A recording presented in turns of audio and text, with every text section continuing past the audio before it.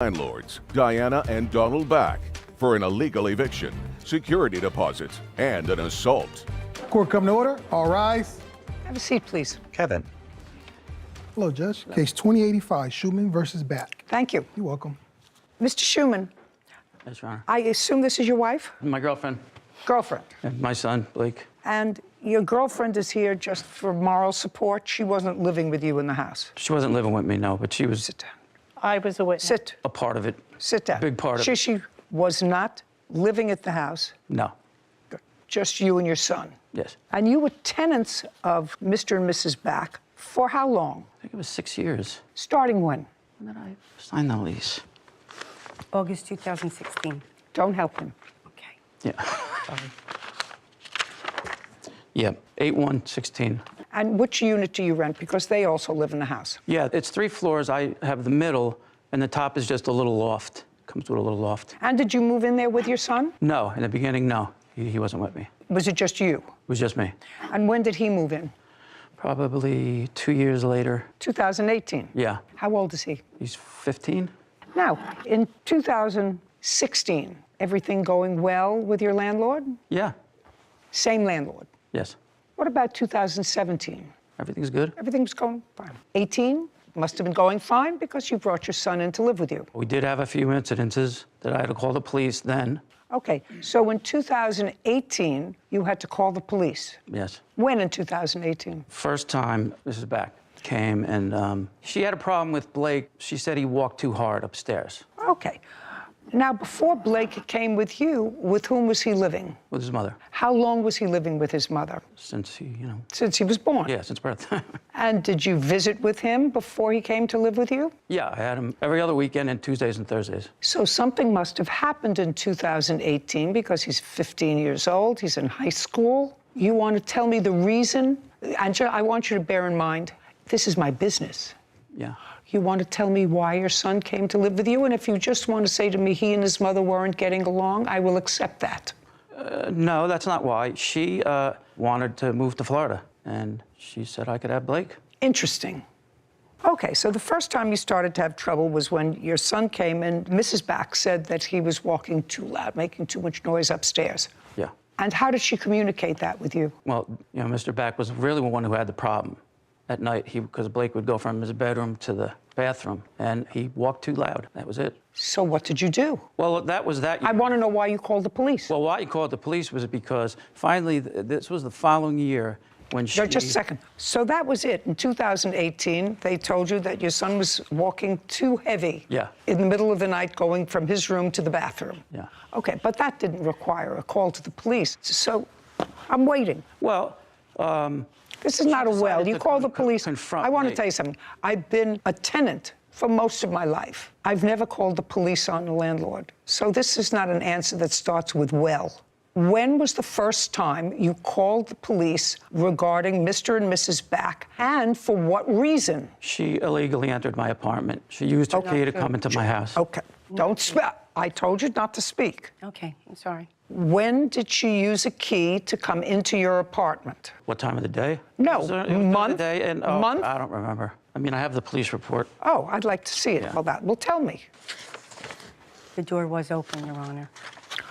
Sorry. What part don't you understand? You want me to just grant his application and say goodbye to you? I'm sorry. Sorry. I know I had it.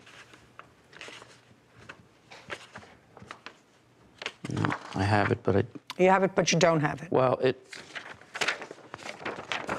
Okay, so that was sometime, according to you, in 2018/19, she entered your apartment without your permission using a key. yes. And as a result of that, what happened? Well, the officer It's came. not a well. Yep, the officer So came. she came in and you found out that she had been in your apartment. How did you... Yeah, I was how upstairs. I was in the apartment, and she came in. Oh, she used her key Yeah, and came in and you were there. yes. Tell me about that incident. So she came After in... she confronted Blake, then I went upstairs. Just a second. She confronted Blake and you went upstairs. Upstairs from where? From downstairs.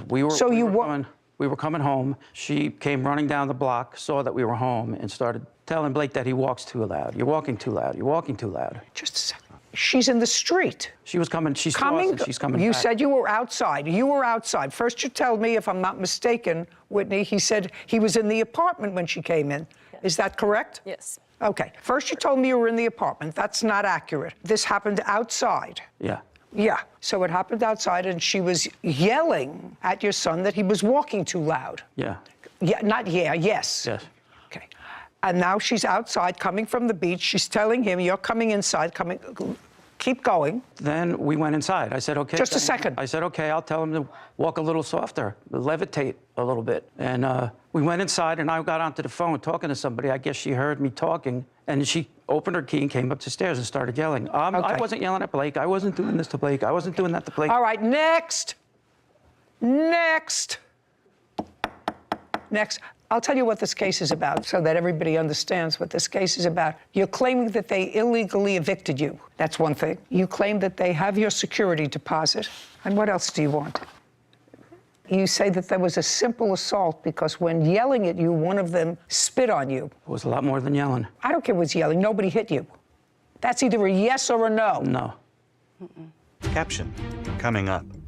You panicked Yes. because somebody was looking for your father and you knew it was the landlord. No, I didn't. I But- thought someone was trying to break in. Blake, let's get real, okay? Let's stop with the scripted scenario that your father is giving you, because it if wasn't don't scripted. speak.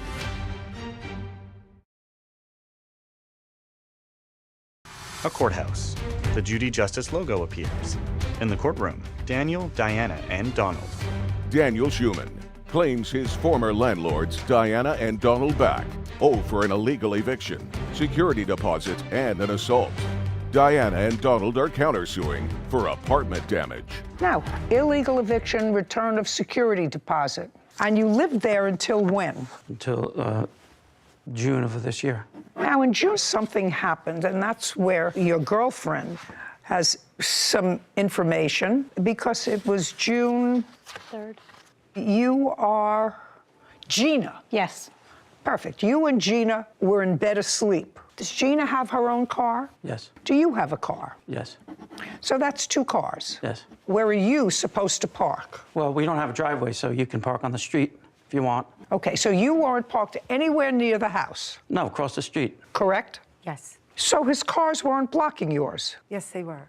Where was your car parked? My car was parked out front behind his disabled spot that he has for himself, and only him. I was Just a parked second. behind him. There's a disabled parking spot on a public street? Yes, but it's only his, for his number only. So no one else could park there, or they get ticketed and towed. Even if you're disabled. Shh.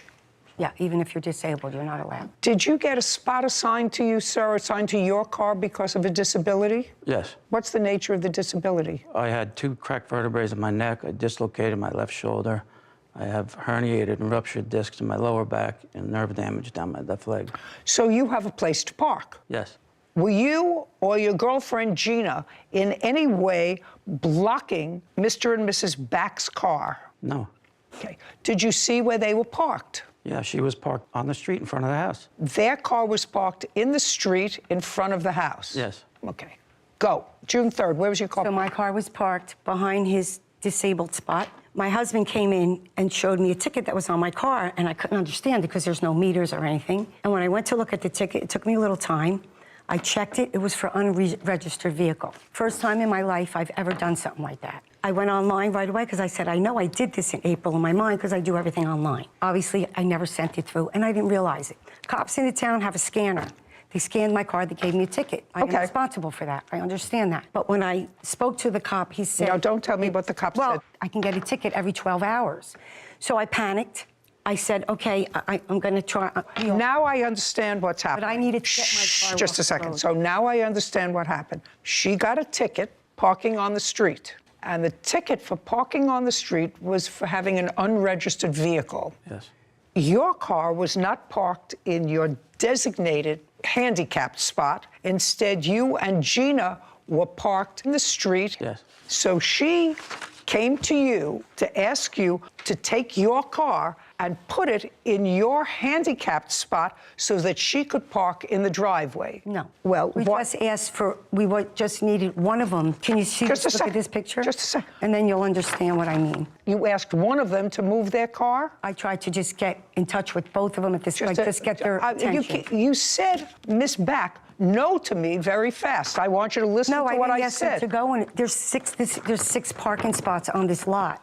So I didn't need him to go in his spot, is what I'm trying to say. It doesn't I matter. just needed him You need to for me move? get through. He could have stayed there the whole night if he wanted to. Okay. And what time was this? My husband walked in about 20 to 9. I started to look it up, thinking that something was wrong. By the time I figured that out, then I knocked on the door. Just a second. No Give me a answer. time that you went to his door to knock at the door. I started knocking on the door about 9 o'clock, a little bit after, maybe 9 o'clock. And then I proceeded to text, and I proceeded to call. Okay. Now, prior to that, Mr. Schumann, prior to that date, at about 9 o'clock, when was the time immediately prior that you called the police about the behavior or a complaint about Mr. and Mrs. That was Back? after. Shh. Okay. What don't you understand? When I called the police, it was probably about 9:45. No, prior to that night, when she wanted you to move your car, when was the time immediately preceding that you called the police about any conduct of Mr. and Mrs. Back? Yeah, I don't remember the date. Give me the month and year. Oh, wow. It was So far, we have maybe 2018. maybe 2020. So that was the second time that you've called the police? Yeah. I'm sorry. You keep saying that. 2020. What was that about? What that was about was she was downstairs with her friends. They were smoking so much marijuana that we couldn't breathe on the second and third floor. And Mrs. Zanino called her and said, "You guys got to knock it off. You got to stop. We can't breathe up here." Had to open the windows, had to turn on fans, and I had Blake there. May I see the police report? That one I don't have. They wouldn't give it to me. They said because Just a second. That they said you don't have that police report, but that you called because of smoking marijuana. Yes. Okay. And that was the time immediately preceding the call at 9:45 in June of 2022. Yes. There were no calls in between. No. Is that correct? One after, but not before. One after. 2 days later. 2 days after The altercation. Yeah. After the altercation. Okay. So now, according to you, you and Gina are in bed, sound asleep at 9 o'clock. Yeah. Where is your son? He's downstairs on the second floor. That's where his bedroom is. Okay. But downstairs, when you want to get in, do you get in from the second floor or the third? Come in the house, you got to come in from the first floor. And then Walk up a flight of Yeah. stairs. So you have Yeah. to pass where your son is. Your son is on the second floor. Oh, yeah. If I'm going up to the loft, the bedroom door is right there. Yeah. Okay. What's your son's first name? Blake. Blake, stand up. Move over next to your father. Blake rises. You're 15 years old? Yes. 15-year-olds don't go to sleep at 9 o'clock at night. June 3rd, 2022, where were you? I was in the bathroom. You were in the bathroom? Yes. All night? No, not all night. Well, when were you in the bathroom? Around 9:30 When did you hear banging on the door? was around that time. It was around 9:30? Yes. What did you do? Well, I didn't know what was going on. No, you heard banging at the door? Yes. Did somebody say something? Well. Not well. Look at me. All you have to do is remember this. Don't speak, Mr. Schumann. Don't speak to him. No, he's nervous. Don't speak to him. He won't have to be nervous if he tells the truth. So you see, you just have to cool it. Do you understand? Yes, Your Honor. Perfect. Caption coming up. There are people who call the police on you all the time. You're going to get down on the ground, kiss the ground, and say, thank God for they're not in my house anymore. Do you understand? Kind of. He's happy. What do you mean, kind of? Well, what do you I mean, wasn't kind ready for the change at the time. Oh, you sound time. ridiculous.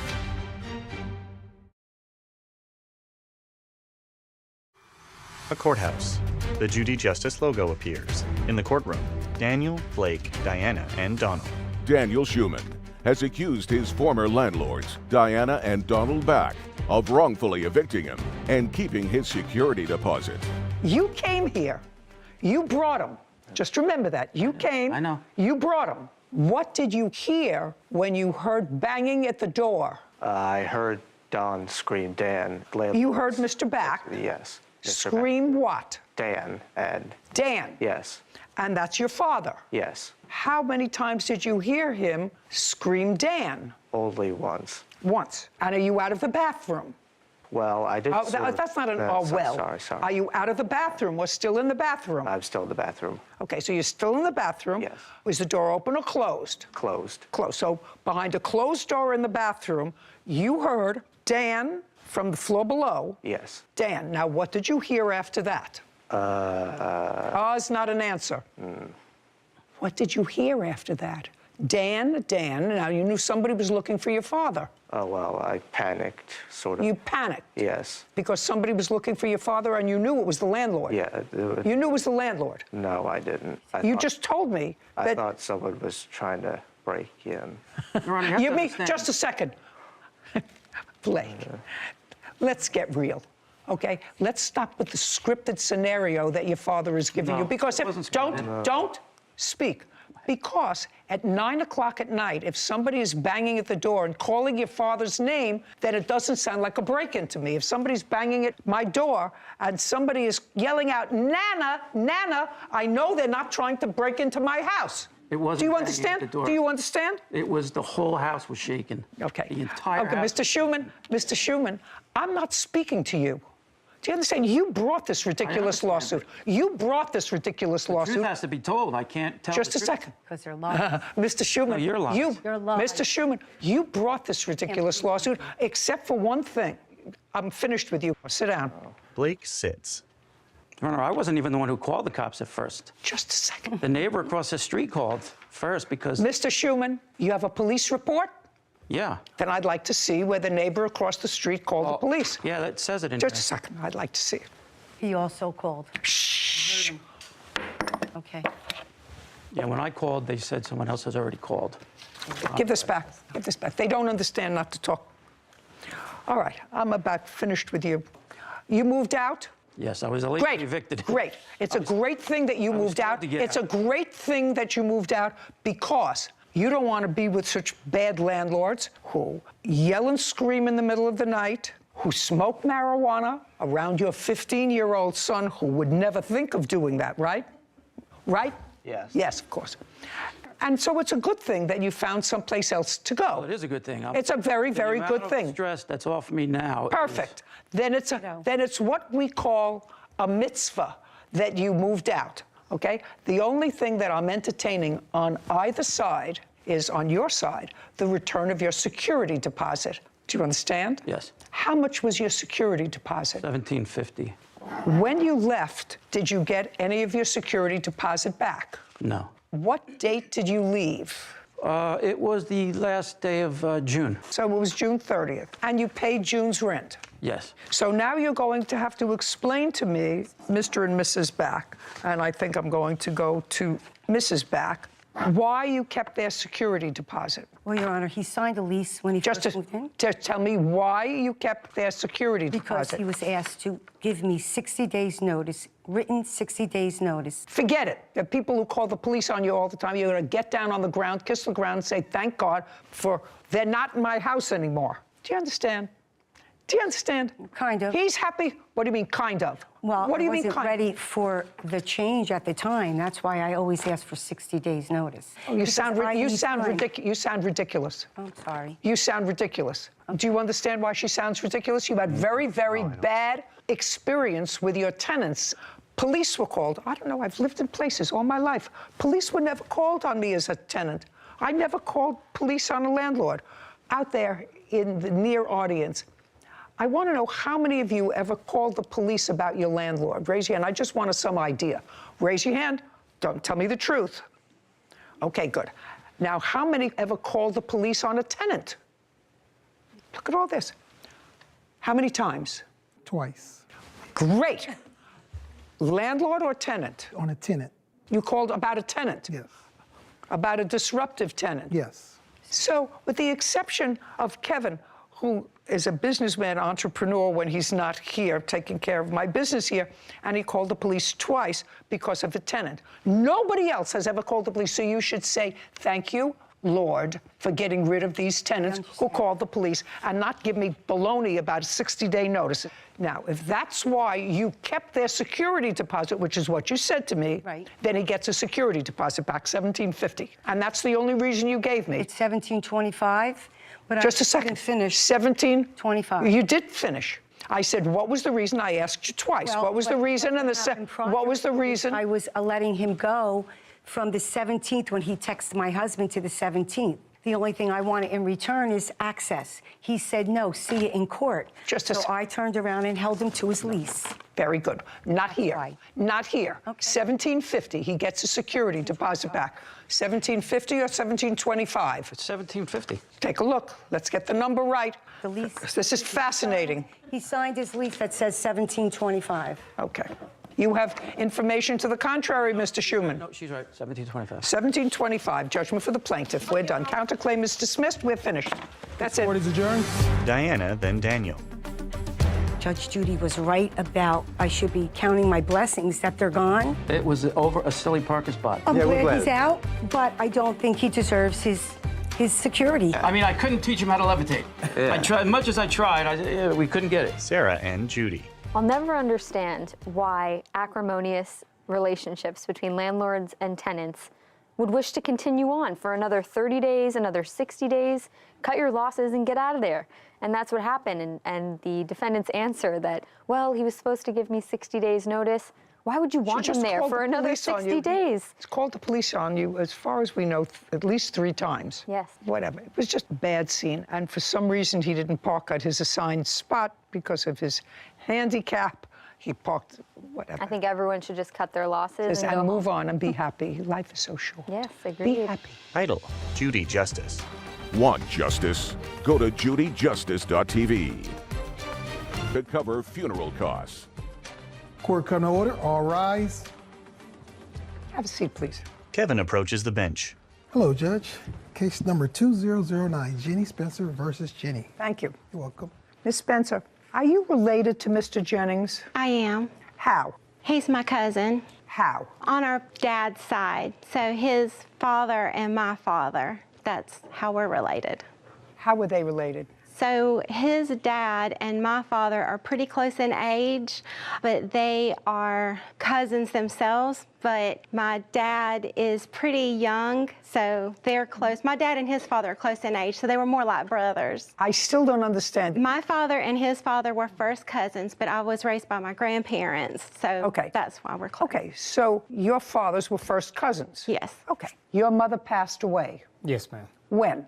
Mother's Day on 2020. Were you close to your mother? I was very close. Did you live together? I was taking care of her for 8 years while she was... So you were living with her? Yes, ma'am. How old was she when she passed away? 58. What did she pass away from? Her arteries had blockage. She had surgery twice, and they couldn't do the third surgery. Plus, she had 3 strokes. When you were taking care of your mother, was that a full-time responsibility? Full-time. She had a colostomy bag, and plus she was in a walker before she had the strokes. Was it just you and your mother living together? Yes, ma'am. Was it in her home? It was in my home. In your home? Yes, ma'am. Was that an apartment? It was a house. That you rented? Yes, ma'am. How did you and your mother support yourself? I'm an RF technician, so I worked when I could be away from home, but when she got real bad sick, where she couldn't even walk, I couldn't even work, so I couldn't even go out of town. So I work on the road a lot. And she gets a disability check, which is about $1,800, which wasn't much at all for us to survive. Are you back at work now? Yes, ma'am. Who are you working for? Myself. I'm a contractor, Extreme Communications. When your mother passed away, Mr. Jennings, are you an only child? Yes, ma'am. She passed away in the hospital? Yes, ma'am. At that time, you didn't have money for her funeral arrangements. No, ma'am. And you didn't have the funds to even take her body out of the hospital. No, ma'am. So what did you do? Well, I thought I had insurance settlement, and I was going to take care of that, because she did have 2 burial plots. But when we went to... Who's we? Me and Angela. Who is Angela? She's my fiance. But when we went up there to... We've got 2 burial plots. When we went there to turn those in mortuary, they added on $10,000 or $15,000 to actually bury her. And I was unable to do that because her insurance had lapsed 2 or 3 months. You know. So you didn't have money to take care of your mother's funeral expenses? I did not. Do you want to tell me how the plaintiff got involved with that? I told Tracy exactly what... Yes. At some point, your mother passed away on Mother's Day in 2020. Yes, ma'am. Did you contact Miss Spencer or did she contact you? She contacted me. When? During the process of me suffering because I didn't have the cash to front my mother's funeral. Well, you know, it's hard for me to ask the question, how did she know about that? But Yes, ma'am. were there other relatives? I was posting things on Facebook. Okay. That's So how what she did you found it. post on Facebook? That I was trying to do a GoFundMe to help with my mother's funeral. And how much after she died did you post something on Facebook? Nothing much, not at all. A day, 2 days, 5? About 3 or 4 days after. Did you see that? Is that why you contacted him? That is not why I contacted him. Okay, so why don't you tell me why? That's not what you said in your papers, so I'm curious. Why did you contact him? As he said, his mother had been sick for quite some time, so her death wasn't completely unexpected. We had been following her progression on Facebook, and Chris is correct. He had been taking care of his mother. They were very close. But when the family saw on Facebook that she had passed, nothing got posted about funeral arrangements. And some of the members of my family who were not on Facebook contacted me and said, Don't tell me what they said to you. sorry. So you were contacted by members of your family. Correct, that are not on Facebook, Okay. asking about care. Don't tell me what they I'm asked. sorry. As a result of those conversations, did you contact him? Eventually, I did not contact him immediately because I just didn't feel like it was the right time. I knew. When? Was it in June? So it was right after her passing. I contacted his stepbrother and stepsister first because when I had not seen anything for 3 days about funeral arrangements, rather than calling Chris, who I knew would have his hands full handling matters, I actually contacted his stepbrother and stepsister, and I said, do you know anything about funeral arrangements? Nobody did. And so they didn't know anything, and suggested that I reach out to Chris. I said, well, I hate to do that. This is a really bad time, but I did it anyway. And so I called Chris, and I said, Chris, I'm sorry to bother you. I know you're going through a lot, but some people are asking me about your mother's arrangements, and I don't know what to tell them. It's been several days. Have you picked out a mortuary? And he started crying immediately, understandably so. He said, Tracy, I'll be honest with you, I don't even have the money to get her out of the hospital. He said, it's going to cost $500 to get her out. I said, okay. And I believed, without a shadow of a doubt, that he truly didn't have the money because they had a very tight relationship. So there was no question in my mind if he had the $500 to get her out, he would have. I said, Chris, it's okay. I'll loan you the money. I'll call the hospital. I'll take care of it. Just calm down. And so we hung up. I called the hospital and I told them, I said, I'm not next of kin, but I'm going to take care of this matter on behalf of my cousin. So here's my credit card for $500. And the morgue told me that I couldn't pay $500, that was only their portion of having her body released from the morgue, that they could only send her body to a funeral home. They have to send it someplace. If they're releasing it, they have to send it someplace. Correct. They said that she had been there for so long that she needed to go within the next day because they can only stay there for 5 days. And Got it. Sorry. Okay. So they said she needs to go now. And if you don't come get her or have a funeral home come get her, we're going to have to send her to Spartanburg County, and they're going to be in charge of her remains, and the next of kin is at risk of being arrested for abandonment. And so I freaked out. I called Chris back. I said, Chris, I said, it's not $500. I said, they're not going to let us get her, and do you know you're close to being arrested? And, you know, I felt really bad about that. Where do you live? Spartanburg, South Carolina. Just take a look and see if you can find out next of kin responsibility. I'm surprised that you were given that information from the hospital, but I may be wrong. Morgue. Yes. So I called Chris and I said, the morgue is not going to let us get her body without a funeral home. Do you have a funeral home picked out? And I think at that time he said he didn't. And so he made some phone calls, Chris did, and then he called me back and he said, I found a mortuary. And so the mortuary that he selected was the one that ended up taking care of her remains. And so instead of me loaning him $500 to get her released from the hospital, I ended up getting stuck with $1,500 because I had to pay the mortuary. Okay. He found a mortuary. Yes, ma'am. When you called the mortuary, did they tell you what it would cost? I didn't call the mortuary to find out anything about that. She did. And she agreed to pay everything. No, just a second. I'm not getting there. Yes, ma'am. I'm not there yet. Yes, ma'am. So the question is, did you call the mortuary? I called them to see if they could take care of my mother. That's what I asked you. I said, did you Yes. call the mortuary? Yes, ma'am. And after you spoke to the mortuary, you called the plaintiff back. Sure did. Okay. When you called the mortuary and she had already told you it would be $500 to get your mother's remains from the morgue, but then you had to take her remains someplace. You couldn't take them in your car. Right. They had to go someplace. Yes, ma'am. And common sense would suggest that you would ask what their cost was, what their fee was. Is not an answer. For cremation. For whatever, and they told you it was how much? They told me for the cremation, it was about $1,500 for cremation. Okay, and then you called your cousin back. Yes. And let me hear the conversation, as you recall it, between yourself and your cousin. Okay. I called her back and told her that I didn't have the money to take care of that. She goes, don't worry about it, Chris. I'll take care of it. It's exactly what was said. Now, was that before or after you set up a GoFundMe page? That was before. So she took care of the bill? Yes. So this was 5 days after No, your the mother's death? Shh. Yeah. You said it was after. Now, so it was 5 or 6 days before your mother's body was taken to the funeral home for the purposes of cremation. How many days after that did you start a GoFundMe page? A couple days. 2 days. And what was the language in the GoFundMe page? To help take care of my mother's funeral. Well, And well, expenses. shh, Mr. Jennings, if what you just said to me previously was, read back to me, Whitney, what Mr. Jennings said about the conversation that he had with her. It started with, don't worry about it.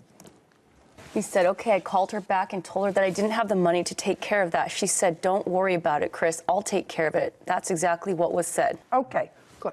So if she said she would take care of it, why would you post an outcry for money from strangers to bury your mother? To go during the process of getting that money is exactly No. Let's follow what you said, Mr. Jennings. What you told me was that you had the conversation, she took care of the bill. 2 or 3 days later, you started a GoFundMe page for your mother's funeral expenses. Is that not what he said? Yes. If it was a gift to you, I'm not understanding why you would start a GoFundMe page. It's because it wasn't taken care of within 2 or 3 days, ma'am. What do you mean it wasn't taken care of? She didn't pay the bill within 2 or 3 days is the thing. That's the reason I did that. Well, they wouldn't release For backup. they wouldn't release the body unless they got paid with a credit card. I understand that, but I was trying That just to have a second. backup. A backup for what? Just in case you didn't hey, fall through. Mr. Jennings, now you're getting cute with me. No, ma'am. Now you're getting cute with me. And later today, He said to you, I need to borrow $2,300. and you said to him, Why can't you ask anybody else? and he said to you, His girlfriend's father, if he were to ask him, he would pry and find out that he was addicted to cocaine. A courthouse. The Judy Justice logo appears. In the courtroom, Tracy and Chris. Tracy Jennings Spencer says her cousin, Chris Jennings, owes for a loan to cover his mother's funeral costs. Chris claims it was a gift. now, the plaintiff had to give the hospital her credit card. Is that correct? Yes, ma'am. So before they released the body, which they had to do within a day, they had her credit card. And it wasn't until after that that you started a GoFundMe page. But Okay. And don't raise your hand. And how much money did you receive from this GoFundMe page? like $200. Okay. And you received $200 within what period of time? Within probably 3 weeks. How much of that $200 did you give to Miss Spencer? 0. And your total cost was $1,500. Is that correct? Judgment for the plaintiff in the amount of $1,500. This court is adjourned. Tracy, then Chris. Well, I'm very pleased that she saw what really did happen. I think everything went exactly as planned. I tried to step up in a time of desperation and an emergency situation, and look where it got me. Everything's fine. I think we'll be able to move past. I mean, at the end of the day, he's still my cousin, he's still my blood, and I'm always gonna love him. Judy and Sarah. I actually didn't need the answer to that question that I threw out at you with regard to whether a child is responsible for the remains of their parent, because it was just clear, you know, when you get them to do a timeline for you. A lot of stuff unravels. It all unraveled because what was the reason for starting a GoFundMe page if, as he alleged in his answer, she volunteered to pay for the funeral, unless he felt an obligation. Now, the obligation had to be as a result of that conversation, that he would start a GoFundMe page. Anyway, unfortunate that she seemed like a very nice lady, very responsible, and she was very caring towards him. Shouldn't have ended up here. Case number 2010, Hickman versus Vensloff. All parties, please step forward. Vanessa Hickman is suing her trainer, Dylan Vensloff, for an unpaid loan.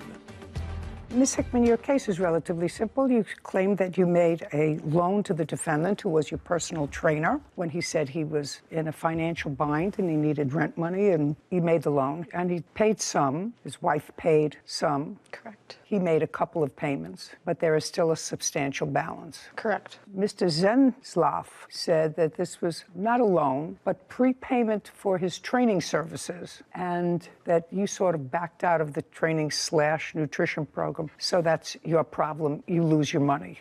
That's your defense, right? Yes. Just curious, before I get started with this case, how much do you get per hour for personal training? No, don't look over there. I want you to know that I know all about this. Everybody that I know except me has a personal trainer. I work out every day. I don't take instruction well, so I don't have a personal trainer.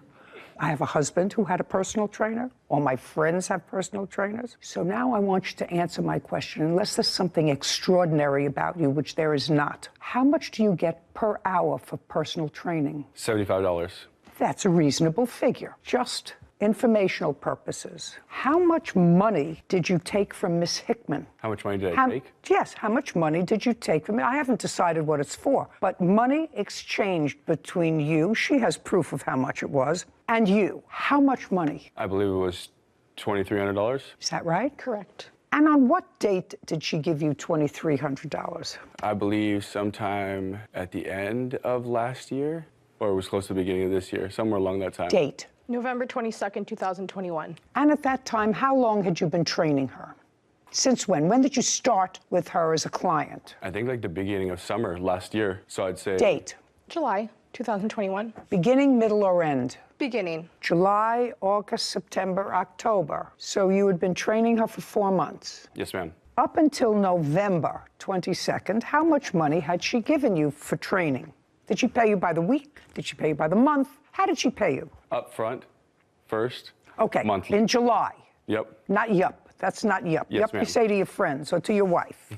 So in July, Yes. when you started, Yes. she gave you how much? $500. For the month of July. Yes, ma'am. The month of August, how much did she give you? $500. Is that correct? Correct. September, Same amount, ma'am. $500. October, Same amount. November, Same amount. the beginning of November. Yeah. No, Well, not actually, yeah is not an answer. The beginning of November, did she give you $500? No, because that's when we had the agreement. No, no, no. Don't give me agreement nonsense. The beginning of July, she gave you $500. Yep. Beginning of August, Yep. she gave you $500. Beginning of September, Yes. she gave you $500. The beginning of October, she gave you $500. How much did she give you in the beginning of November? This $2,300 was not paid until November 22nd. How much did she give you the beginning of November? Then it must have been $500. Is that correct? So now she has given you $2,500 Yes, ma'am. for 5 months. She's given you $2,500. Yes, ma'am. Great. Now I want you to tell me what happened in November after you gave him the $2,500. So we agreed to $100 monthly payments. This is in November? November, after we signed the agreement. What agreement? The agreement was that... No, I want to see the agreement. Don't tell me what it Absolutely. was. I'd like to see it. Vanessa hands a document to Kevin, who brings it to Judy. She dons her glasses, then reviews it.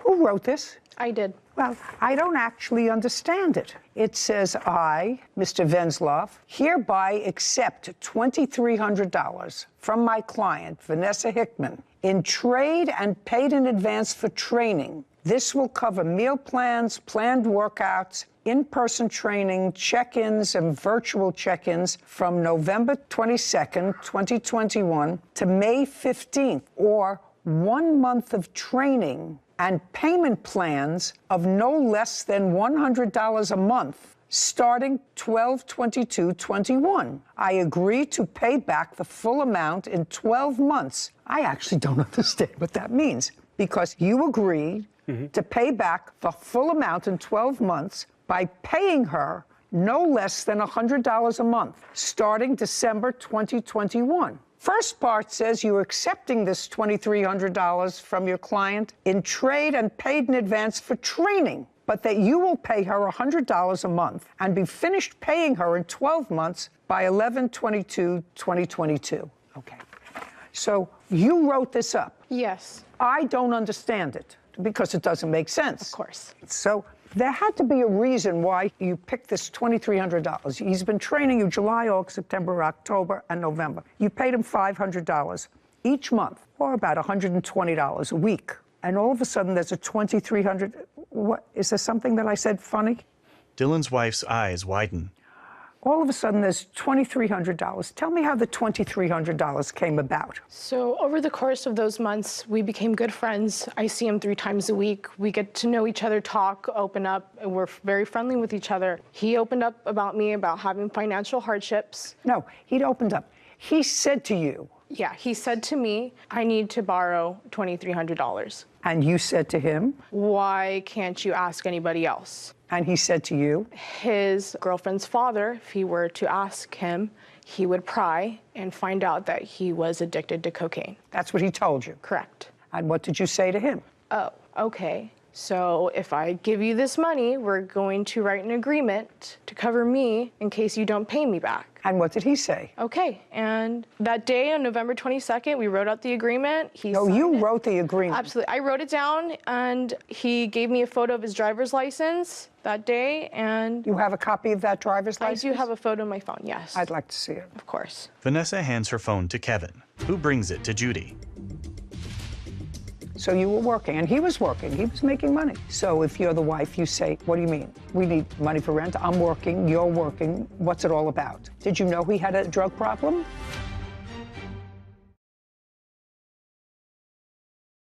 A courthouse. The Judy Justice logo appears. In the courtroom, Vanessa and Dylan. Vanessa Hickman claims her trainer, Dylan Venzloff, owes for an unpaid loan. Dylan says it was a trade agreement and not a loan. Okay. Mr. Venzloff, understanding what I said to you before, that everybody that I know has a trainer. Everybody, except me. Nobody that I know has the driver's license of their trainer. Nobody. And I'm very old. Now, can you give me a logical reason why the plaintiff would have a copy of your driver's license in her phone? To make sure that the trade agreement stays. What's the trade agreement? The trade agreement was that she was going to give me the money, and I was going to... Just a second. Let's go back for a second. Yeah, no problem. So what she says, in part, was accurate. Is that what you're telling me? In part. That you became friends, you would talk to her, you had a girlfriend, you knew he had a girlfriend. Correct.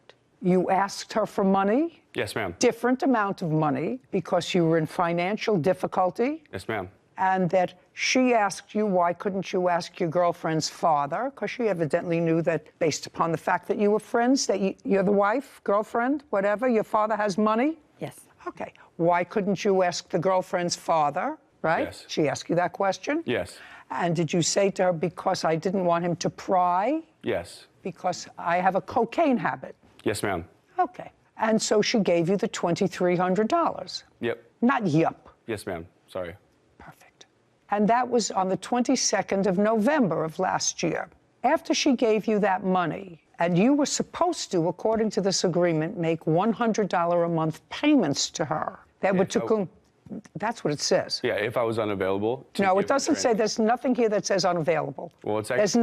There's nothing, that's why I don't understand this agreement. Yeah. You see, Not yet. That's why I don't understand this agreement, because one talks about training and workouts, and one talks about you agreeing to pay her back within 12 months at no less than $100 a month. So it doesn't make any sense. So now I have to figure out what it was that really happened. Do you understand? Yes, ma'am. Okay. So this paper says something about $100 a month. Now, did you ever give her $100 a month? Yes, for a month. In what months did you give her $100 a month? I think it was the first 3 months. And you gave it to her how? Via Venmo.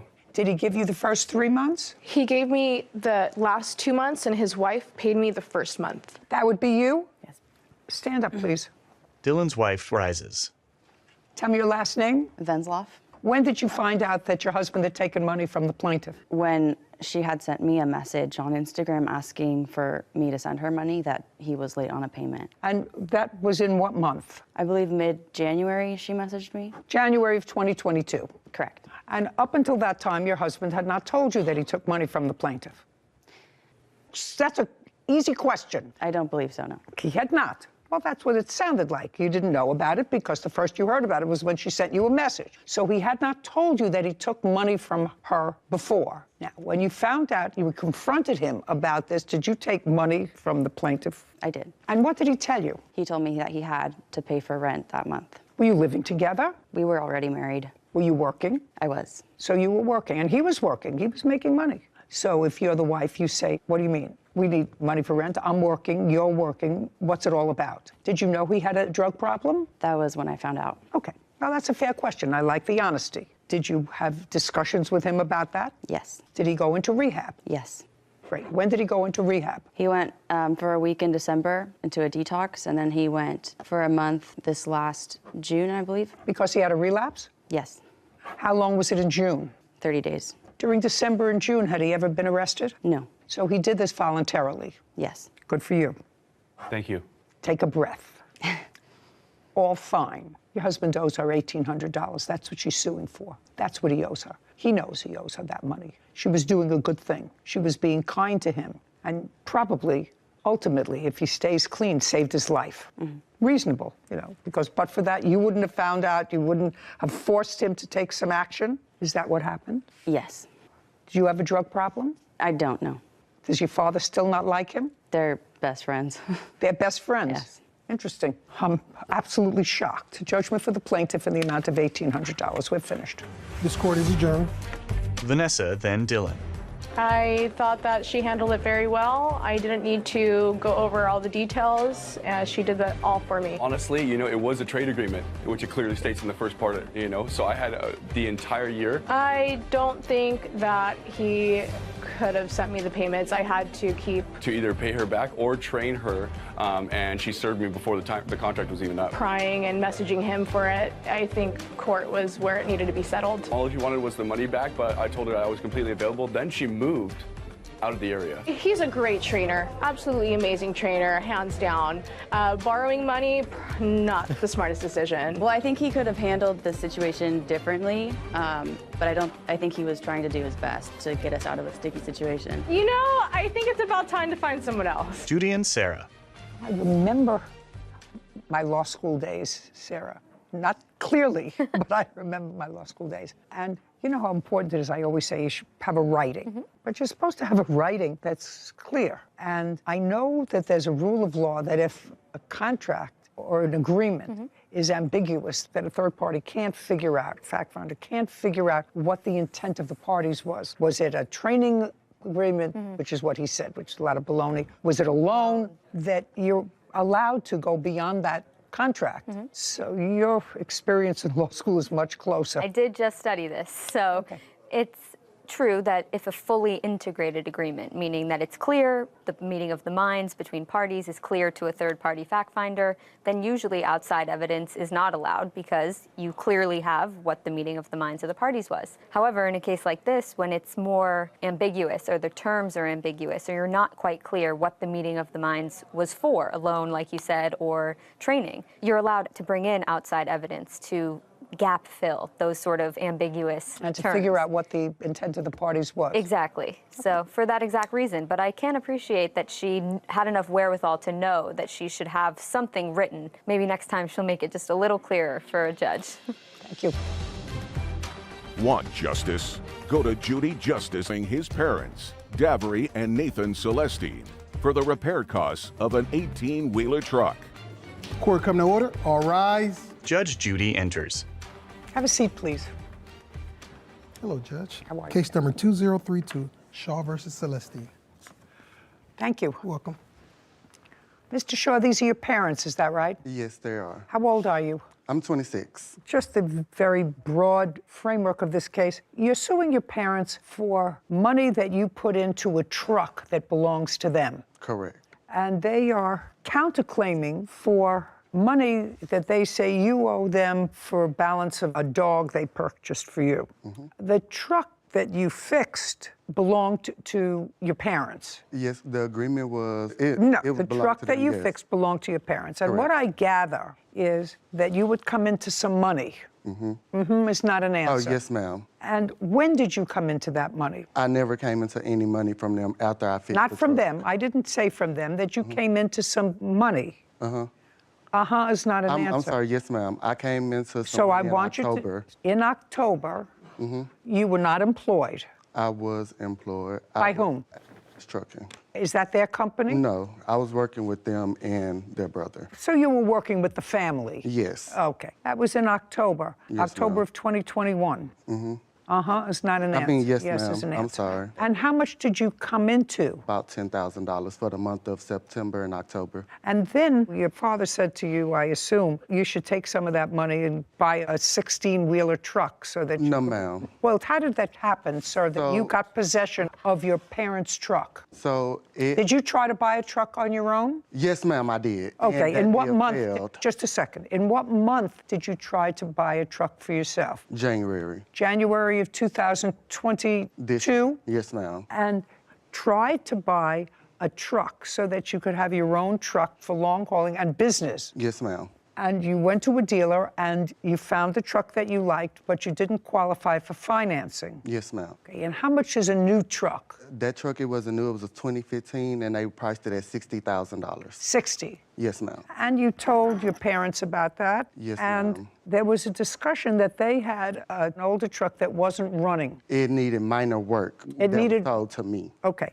so they said to you it needs minor work. Was it running? It was running, but the diamond seal was cracked, so eventually the truck was just going to break down completely. Okay, so you took that truck with the understanding that you were going to repair the truck, and then what? To make money. But once... So you would repair the truck and then use it, Yes, ma'am. and you would keep most of the profits from using that truck. I mean, I'm trying to understand what the agreement was. My dad, Nathan, told me that the truck was only going to be worth $4,000 to fix, which was a diamond seal. It needs some bushings. It needs something for the exhaust pipe. And I was like, okay. But when the dude kept calling me for the truck, and he was like, okay, this needs to be done. But you took the truck into a mechanic. Yes, ma'am. And did they give you an estimate? Yes, ma'am. Okay, before or after they did the work? They gave me one before, but I don't have that estimate, but I have the one for after. You mean after they completed the work, they sent you a bill? Yes, ma'am. Well, that's not an estimate. An estimate, sir, is when you go in and say, here's a truck. I want you to give me an estimate of what it is to have it fixed. And they give you an estimate, and then you determine whether or not you want them to do any or all of that work, right? Yes, ma'am. Okay. I would never bring a truck into any mechanic or to any dealership mechanic and say, fix it. When they was calling me, telling me additional problems that was wrong, I would call them, which I have my phone records that show that I was also calling them once the dealership called me to fix the truck. Well, because some just a stuff on second. the truck wasn't able, like it needed a new gear, it needed new transmission was messed up on the truck, Just which a I second. called All them. I want is what you're telling me, that your father told you to go ahead and fix those things each time you got a Yes. call? Yes. Okay, so you would call him, and your father would not say to you, well, how much is that to fix? Well, yeah, he was, but I had already had a settled amount that I told him that I was willing to spend, which was $10,000. Well, did you spend $10,000? The truck was actually over $10,000. I understand to fix it, but you actually spent $10,000. You actually spent the $10,000. $10,900 to be exact. To fix the truck. Yes, ma'am. And you have the truck. Yes, ma'am. And I think the truck was $13,000 to fix.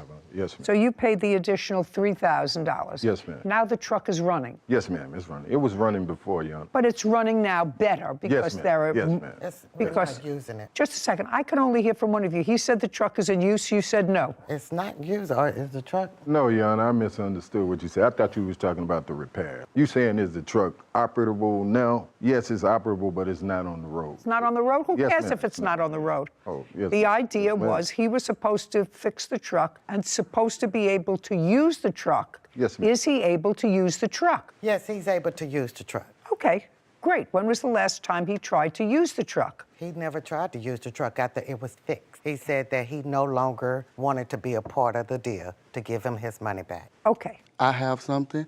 Now, when the truck originally got fixed in February, my dad came into town multiple times. It was one more piece that needed to be fixed, which was the ABS module, which if you get pulled over, they're gonna stop you and shut you down completely. I don't know. And I told him, hey, we need to get that fixed. He came into town 3 times, and I asked him, hey, is you gonna take the truck to the shop? Hey, is you gonna take the truck to the shop? He said no. And he's like, well, it don't have any insurance. And it was just a whole bunch of excuses why he couldn't take the truck to the shop. Whether he can or he can't, he says, and your mother says you're able to use the truck. But I don't have a CDL, so I'm not able to drive it. Well, you didn't have that when you took it in anyway, to be fixed. But I didn't take the truck over there. He drove the truck to the mechanic shop. Whatever, I don't care who drove it there, but your agreement with him was you tried to buy a new truck. It was much too expensive. Your agreement with your parents was that you would take an older truck of theirs that needed a lot of work, and you took it into a mechanic, and the mechanic was going to fix the truck, make it operable, so that you would have an opportunity to use it and make money. Yes, ma'am.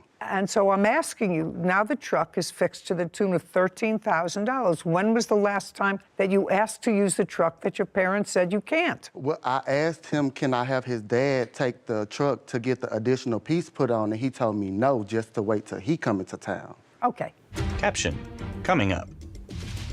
After the agreement that your son was going to pay the money, fix the truck, was your agreement with him that he could use it at will? I gave him a specific time. I'd like to hear what the specific times The specific time was... Let's make it up as we go. No, ma'am. I'm thinking straight to you. I'm gonna tell you just like it actually is.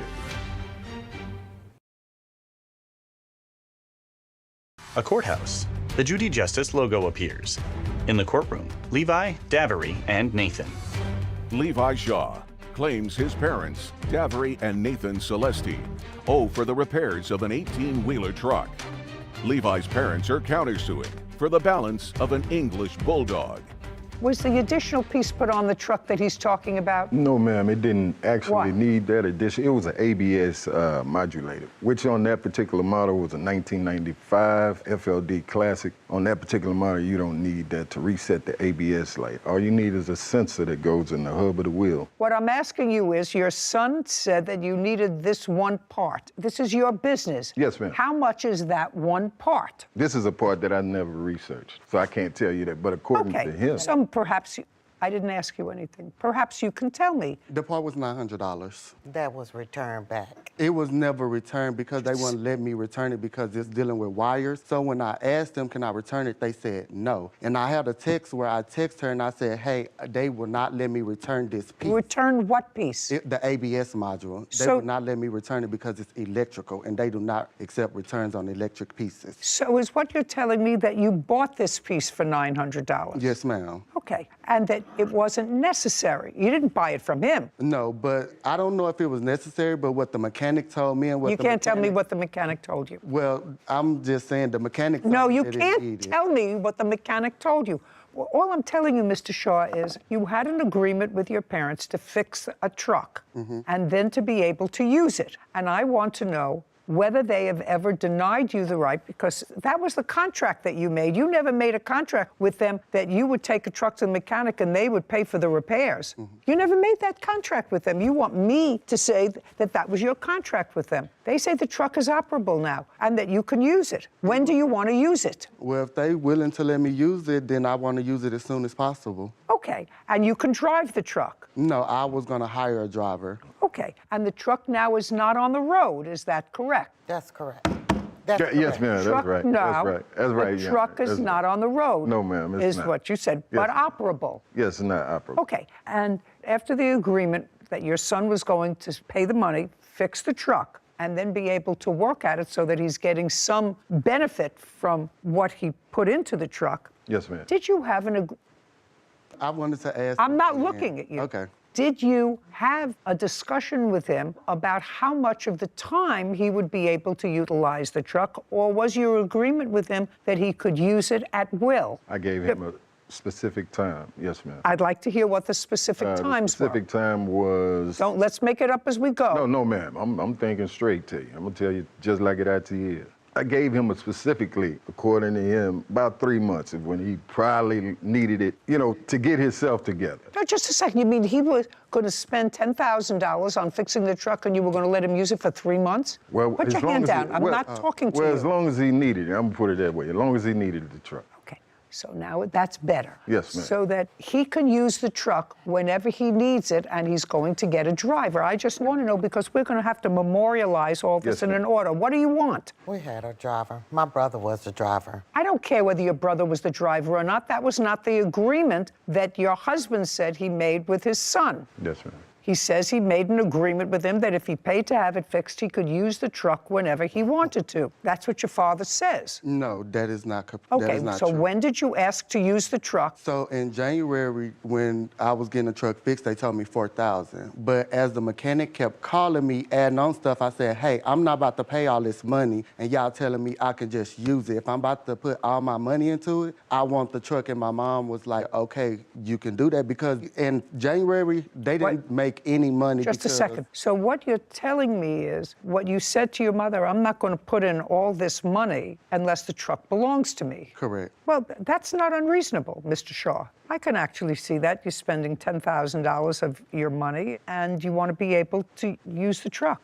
And you want it to be able to not have it on a whim of somebody else. Yes, ma'am. How old is this truck? This truck is exactly 22 years old. How long have you owned it? I've owned it since I was 23 years old. Okay, so you've owned it since it was new. Yes, ma'am. Did you make a living from it? Yes, ma'am, I did. Good. Do you have other trucks now? Yes, ma'am, I do. How many others? Just one other. I'm not no big scale company. I just got one other truck, yes, ma'am. Can I see the title to the truck, please? To the truck we're talking about? Yes. I don't have that title with me. Why not? I was under the impression that I didn't need to bring it. Okay, and according to you, the truck's not on the road now? No, ma'am, it's not on the road. Do you remember having a conversation with your son about, I'm not going to spend all this money unless the truck is mine? Yes, ma'am, I do remember that Do you conversation. remember where it took place? He was driving and I was at home. So it was over the phone? Yes, ma'am. Remember what month that was? January. January of 2022. Correct. Tell me what you said to him and what he said to you. I told him, I totally understand what you're saying. I said, let me talk to your daddy and we'll see what we could do, but... Great. As a parent, that sounds perfectly reasonable. And did you speak to your husband? Yes, I did. Did the two of you own the truck? He owns the truck. It's in his name and Nathan's name. So you said, okay, that sounds okay, let me talk to your daddy. You have to talk to the owner of the truck because Correct. now you're seeking to change the agreement. Do you understand? Yes, ma'am. Okay. And after you spoke to your mother, did you have a conversation with your father about the ownership of the truck? Yes, we did. And tell me when that was and what was discussed. It was in January as well, and when I told him that, he said he totally agreed with me that if I put in majority of the money, that I can have the truck. Okay.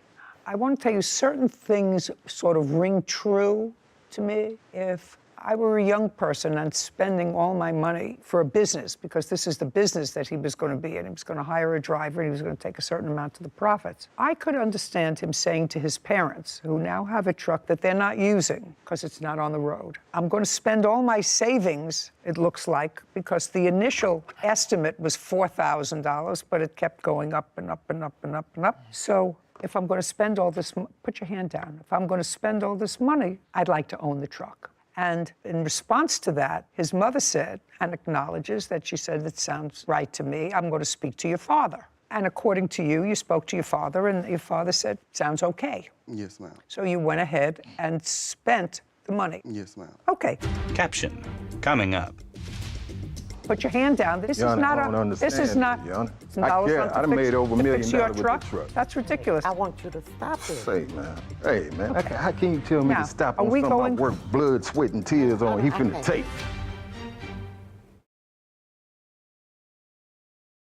A courthouse. The Judy Justice logo appears.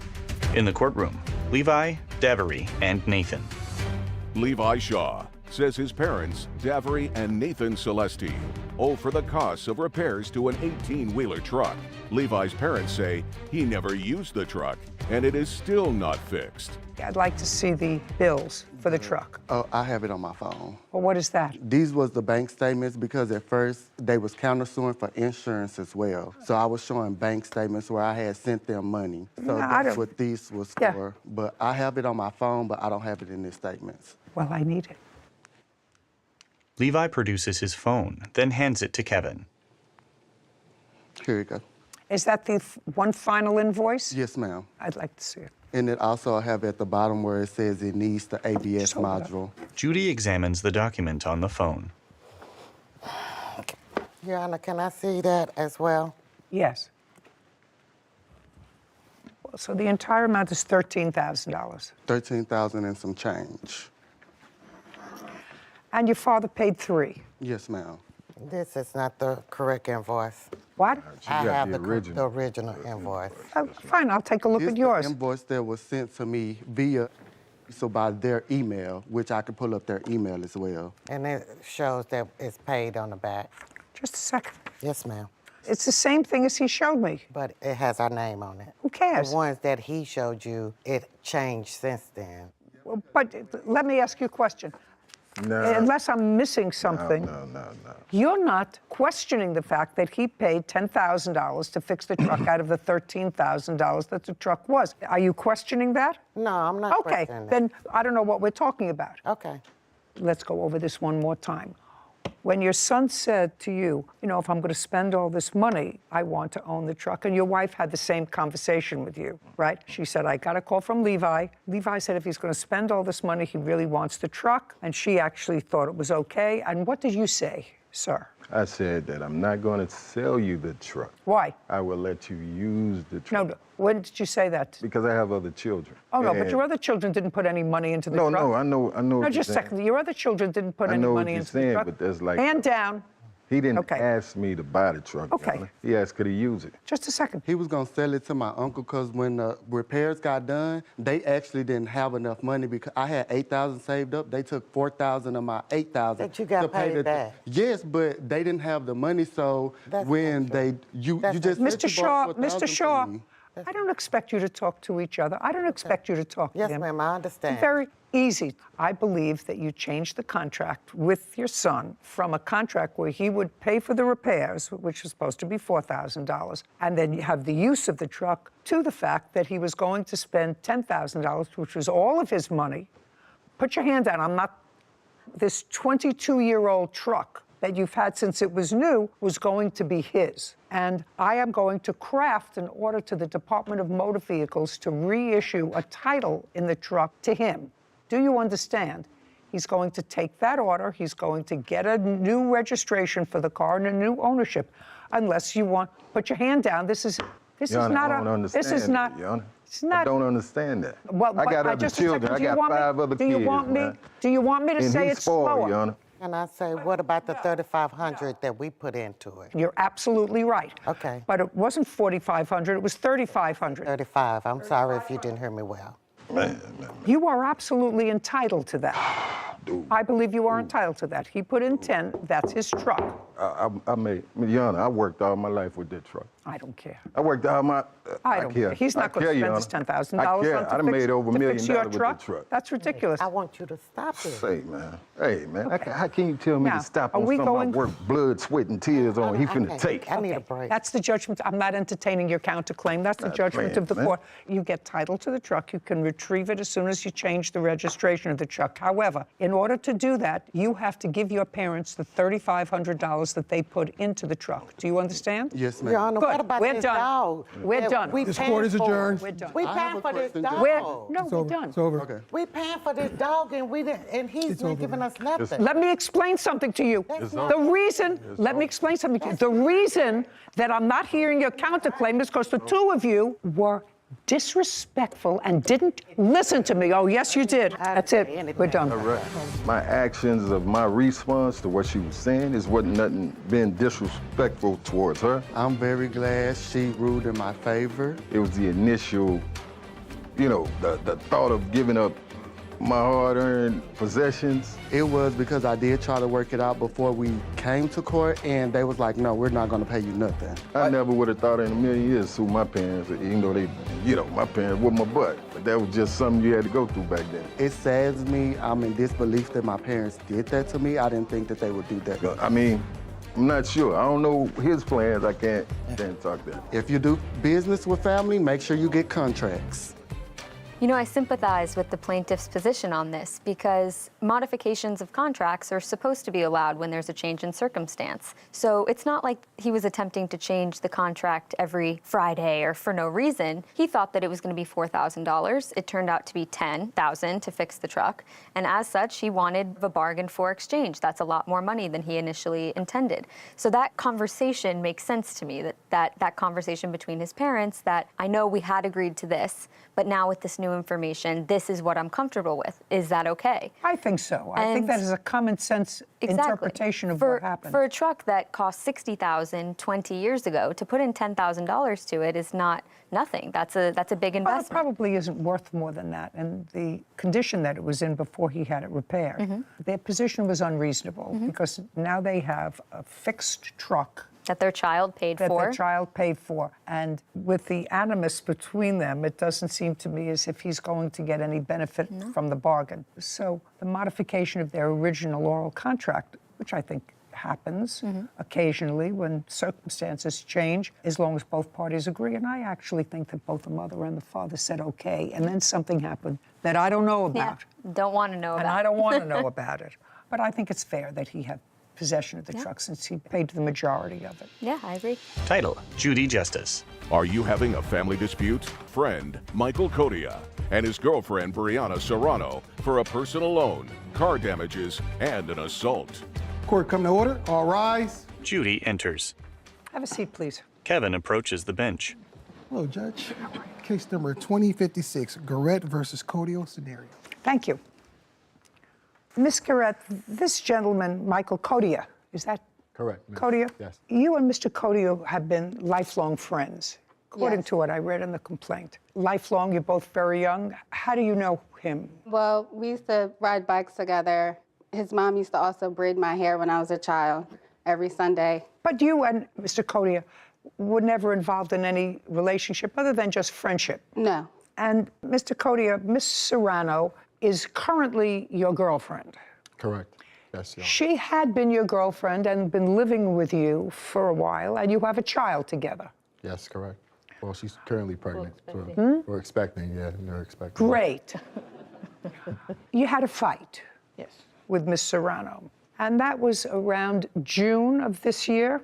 Yes, Your Honor. And it was a substantial enough fight that Miss Serrano left the home, and she left the home with your child. And how old is your child? As I was saying, we are expecting. So you don't have a child together? She's 6 months pregnant, currently. Okay. So you're just living, and she left? Correct. At about the same time, Miss Garrett, your friend, needed a place to stay. I wouldn't say needed a place to stay, but... What would you say? It was more like, I kind of had a clue, like she had a place to stay, but it was just one of those situations. No, look over here. Look over here. Okay. Okay. Sorry. Now, Mr. Codia, I want you to understand there are very few stories that are new under the sun. I want you to really understand that. I have children. I have grown grandchildren, boys and girls. I've seen all the movies that I want to see about romance and guys. So your girlfriend leaves you. Yeah. Yes. And would it be fair to say that you invite Miss Garrett to come and stay with you? Yes, it would be fair. Had you ever invited her to come and stay with you before? No, I have not. Not in the current apartment that I'm staying in right now, no. Had you in another apartment? No. So the answer is you had never invited your friend to come and stay with you before. No. Interesting. So on June 27th, she left. On what date did you invite Miss Garrett to come and stay in your apartment? June 16th. June 16th? Yes. So 11 days before Miss Serrano left? Miss Serrano left about a week prior to her coming. What date did you leave, Miss Serrano? Do you recall? I don't recall. I recall it was the end of, or mid-June of this year, I would say. I had personal things going on, so I really wasn't, you know. Now, Miss Serrano, I'm going to ask you why you left. We had a falling out. Me and Michael had a falling out. Yes. What did you and Michael have a falling out about? Well, at the time, my mother was in the hospital, so that it was a disagreement surrounding having to move back home and take care of her in the household. And? And that was pretty much it. Well, what did he say? He said he didn't want you to, and you... Yeah, he pretty much, long story short, didn't want me to move back to my mother's house, so that caused, you know... Okay, so he wanted you to stay? Yes. Yes, he wanted me to stay, but, you know... He wanted you to stay. Now, did you know that the two of you were expecting at that time in June? Yes. So he knew that you were expecting a baby, that you wanted to go back to your mother's house because she was ill and you wanted to help take care of her. Is that correct? Correct, yes. And despite the fact that he said, don't go, you left? Yes, ma'am. And you went home? Yes, ma'am. Okay. And it would be fair to say that he was annoyed? If you want, yes. Yes. Oh, I'm getting this whole picture now. It's so easy. Okay. And about a week later, he invites this attractive young lady who's been a friend of his for a long time, a non-romantic friend, to move into the apartment. Yes. You know that that was nasty, right? Oh, no, yes, I know. You know that that was but nasty. That was an agreement between them. No. You know. But you know that that was a sort of a nasty thing to do. Oh, no, I'm fully aware. Yes, yes ma'am. I just want you to know what you're sort of dealing with. Yes, you know? I'm fully aware of what I'm dealing with. Thank you, though. Thank you. I appreciate it. Thank you. Okay, good. Okay, so, Mr. Codia, I wanted to sort of get even a little bit. You invite Miss Garrett to come and move in, no rent or anything, because you didn't have an agreement to pay rent. You weren't going to pay rent or anything, and you moved in. And you moved in on? I moved in on the 1st. On the 1st of? July. July 1st. Now, Miss Serrano, I'm going to come back to you because this is such a fascinating story. Oh, Lord. Such a fascinating story. And he deserves to get dumped on a little bit. Oh, there's more where that came from, yes. I said that's more where that came from, yes.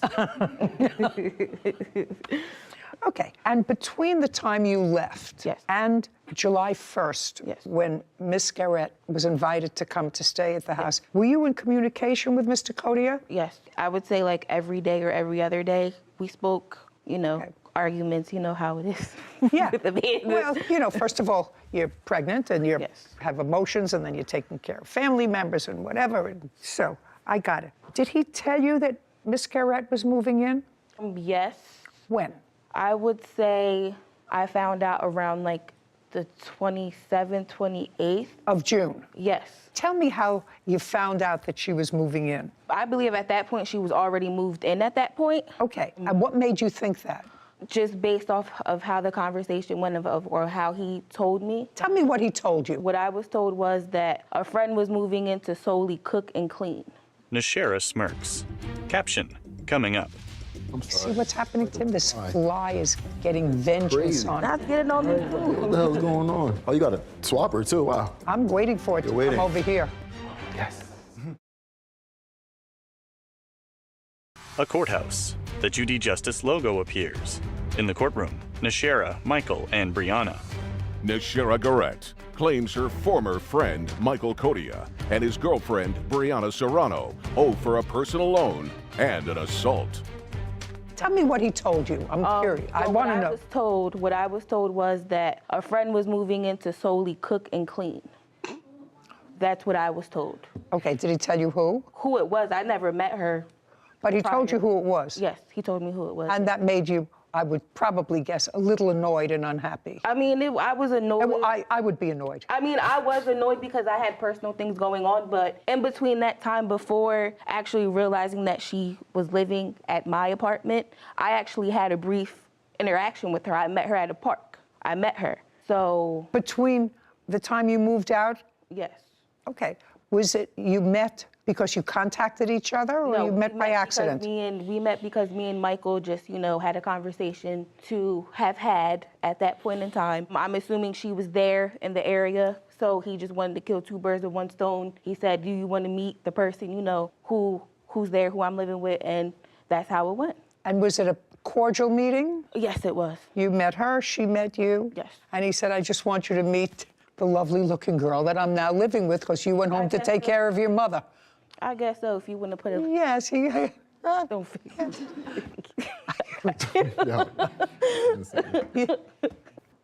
This is what your case is about. First, you claim that you loaned Mr. Kodia $750 for rent. Yes. And you did that because he said once Miss Serrano moved out, she wasn't paying her rent. He was short on rent. That's what I read here. Mr. Kodia has a whole different story. He said while he told you that he was a little short on rent and he was going to have to get a third job. That's not true. Just a second. You jumped in and offered to give him $750. That's what you wrote here. Is that right? Correct. Now, Mr. Kodia, did you tell Miss Serrano that somebody was moving into the apartment just to cook and clean? That's what she says. Yes, that's exactly my words. Exactly my words, yeah. That's exactly what you told her. Correct. You didn't tell Miss Serrano, the soon-to-be mother of your child, that you had a roommate who was paying rent. I did not. Miss Serrano, what kind of work were you doing when you were living together in June? I had a work-from-home position, will still currently do as a Medicaid specialist. Were you sharing rent with him? Yes, everything was 50-50. Did you pay him any rent in July? No, I did not. Did you pay him rent in June? Yes. So you paid him the $750.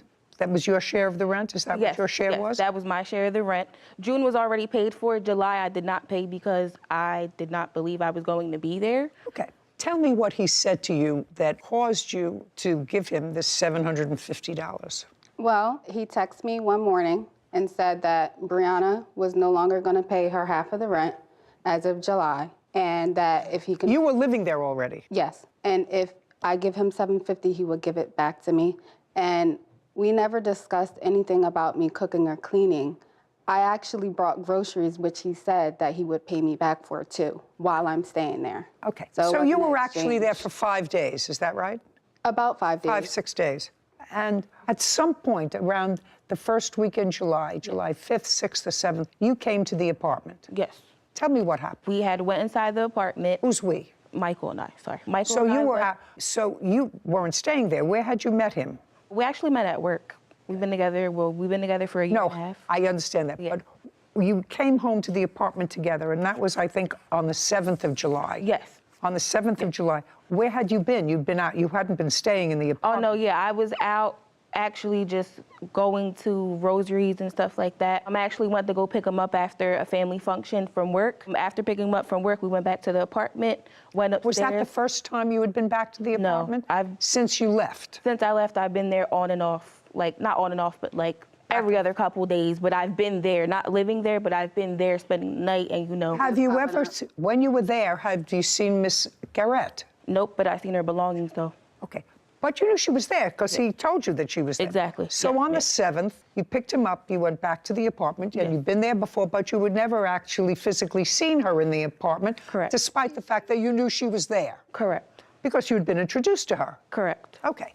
And what happened? So we went upstairs. She seen that I was with him, and I guess that must have made her mad. No, just tell me what happened. So there was an argument. Tell me what the argument was. I don't even know what the argument was, honestly. She just seen me, and then there was an argument that unfolded about what I still don't know still to this day.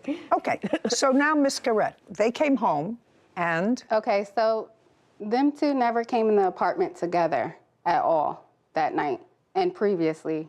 No, just tell me that night. Oh, that night. So me and Michael discussed that, hey, listen, things are not working out. He has had multiple people in and out his house, and he was making me very uncomfortable, as well as Miss Serrano popping up. So what do you say? You said multiple people in the house? Guys, women every night. I would sleep in the park. One night I slept in the park because he had Miss Serrano popping up at 3 o'clock in the morning, her throwing my things around, telling me to get out the house. So I had to go in my car and go sleep in the park. And we had conversations that night when it happened, when she popped up. Hey, can I go sleep? What date was that? It was, I want to say July the 2nd or the 3rd. Okay. Yeah. Before the 7th? Right. Okay. And that's when you went out and slept in the park? Yes. Just a second. Mr. Cody, you remember that evening? Yes, I do. Okay. And that evening on July 2nd or 3rd, Miss Serrano was around, and they don't get along. They do not. Which is exactly what you anticipated. Of course. When you invited her to stay with you. Sadly. Absolutely right. Going to have 2 women fight over the prize, the grand prize. Okay. Did you take $750 from her? No, I did not. Did you? I didn't ask you with a loan. Yes, I didn't ask you. She has proof that she gave it to you. Yes, she. Okay, so let's not play. Did you take $750 from her? I did. So it goes back to her. That's $750. Now we're going to get to what she alleges is the remainder of her lawsuit, which is damages for assault. Okay. On the 7th of July, there was some sort of an altercation. You want to tell me what that was? Yes. Caption coming up.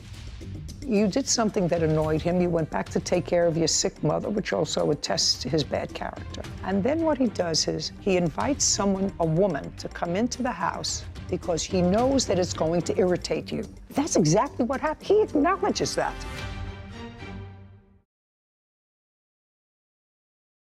A courthouse. The Judy Justice logo appears. In the courtroom, Nashera, Michael, and Brianna. Nashera Garrett has accused her former friend, Michael Codia, and his girlfriend, Brianna Serrano, of damaging her car and assaulting her. Now, on the 7th of July, there was some sort of an altercation. You want to tell me what that was? Yes. So that evening, I went into the house, and he had his witness, Darius, there. And this person? Yes. And me and Michael had conversations about him before, and I just thought it wasn't a good influence. So that evening, I walk in the house, and I'm sorry, let me back that up. I asked Michael if he's gonna have men come in the house, could he please be there while I'm there with them? Because I didn't feel comfortable. He said yes. So when I walked in that evening and saw Darius there, I texted Michael and said, Michael, we need to have another talk, because every talk we have, I'm thinking that we're having understandings, but we're not. So, and Darius set up a whole twin-sized bed up in the living room. So I went out to my car. I said, Michael, when you get home, I'm in my car, so meet me in my car when you get off. It was around 8:30 when Michael had came, and I was sitting in my car. Me and Michael were talking, and... Was he in your car with you? No. He was outside of my driver's side. So that's when Miss Brianna came, and she started hitting him upside his head, and I tried to get out of the spot that I was in, and next thing I know, my window's down, and she comes and she's attacking me, punching me in my face. She keyed up my car. When she first came up to my window, she keyed my car. Yeah, I can show you. What? Okay, did you file a police report? I didn't. Why? I just didn't. I took care of my bruises and my scar. I did call 911, but then I hung up. I just didn't. And Okay. Do you have photographs of your injury? Yes. Nashera produces photos, then hands them to Kevin. There you go. He brings them to Judy, who reviews them. So what you're telling me is that this was a scratch across your chest. Mm-hmm. And that's a scratch that was caused by Miss Serrano. Yes. And that was in July. Yes. Ms. Serrano, I'd like to hear your version of what happened on the 7th of July. Like I said before, there was just an argument that took place. I want you to start the argument from the beginning. Okay. Okay. She's outside in her car. Mm-hmm.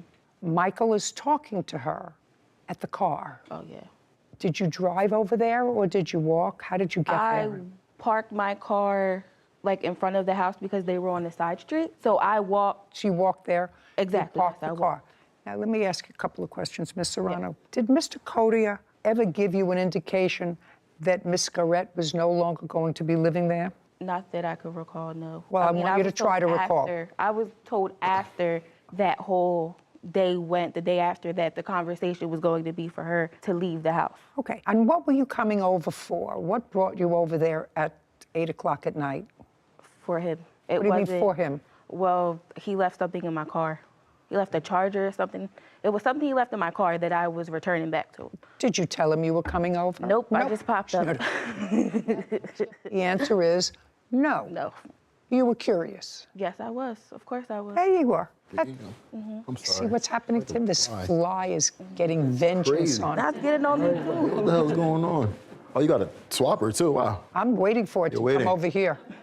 Judy with a fly swatter. Did you seek medical treatment? I did not. Mr. Codia, I'm going to wrap up this case because I really understand it. I believe I understand it. What I don't understand is why, and this doesn't require an answer, it's sort of a rhetorical question, why you would want to take someone who had been a lifelong friend and someone with whom you are having a child and put either one or both of them in a situation they don't know each other really, so they don't know whether to like each other or whether not to like each other. I mean, I assume that at this point you would, at least Ms. Serrano was planning a long-term relationship with you, and she's having a child, and I assume she thinks you're going to be there to be supportive of the child. Maybe. You have other children? Yes, I do. How many children do you have? I have another son. Okay, how old? 5 years old, 5. And he lives with his mother? Yes, he does. So you see. Yes. There you go. Judy raises her fly swatter. This one's a pesky one. I'm usually good at it. I missed it before. Whitney grins. I don't know why you would put them in a situation where they would dislike each other all to satisfy your ego. Wow. Oh, that's exactly what you did. You put them in a position where two apparently nice ladies, both of whom care about you in different ways, you put them, well, do you care about him? Yes. You think she cares about him? I've never, the entire time I was with him. They just know each other for a long time. It was way before me, so I guess if you would have put it like that. And they also went to Just a senior second. prom together. Just a second. Wow, like that. I didn't ask you. I'm listen sorry, to me. Your Honor. I didn't ask you anything. This is not a shout out. What I'm telling you is it goes to his character. He knows her for a long time. They never had a romantic relationship. With you, he's had a romantic relationship. You did something that annoyed him. You went back to take care of your sick mother, which also attests to his bad character. And then what he does is he invites a woman to come into the house, lets you know about it, because he knows that it's going to irritate you. That's exactly what happened. He acknowledges that. That doesn't make him a good guy. So I want you to think about that. But I absolutely believe that you caused a scratch on her, which you can't do. Anyway, Mr. Codia, you owe her $750. And Ms. Serrano, you can't put your hands on anybody, no matter how angry you are at them. And I'm awarding her $1,000 for you putting your hands on her. Okay. Judgment for the plaintiff. We're done. Thank you very much. This court is adjourned. I was very satisfied. I mean, I know it will cause havoc, but Different women every night, I try to keep it in secret. and that's why we stopped being friends before, but I definitely learned my lesson. I feel like it's unfortunate. I feel like she manipulated the whole situation. The friendship is over. It's gonna be a father to my child, man. Sarah. After working with you now for almost a year, I'm starting to get so jaded from these cases that I'm starting to think that just staying single might be my best option if these are the alternatives. Yeah. Just blows my mind. He admitted to just pitting an old friend and your fiance, who's pregnant with your child, against each other. To satisfy your ego. Yes. Sounds like a terrible idea, was a terrible idea, turned out to be a terrible idea, and it'll land you in court on occasion. You're right, but rethink that staying single part. Think about it. Title, Judy Justice. Want justice? Go to judyjustice.tv. Hunter Pelletier is suing his former friend, Alexandria Allen, for a washer and dryer. Court come to order. All rise. Have a seat, please. Kevin approaches the bench. Hello, Judge. Case number 2043, Pelletier versus Allen. Thank you. You're welcome. This young lady is a friend of yours. A former friend, correct. How friend? I met her from another mutual friend that I had, and we just formed a relationship together, just a friendship.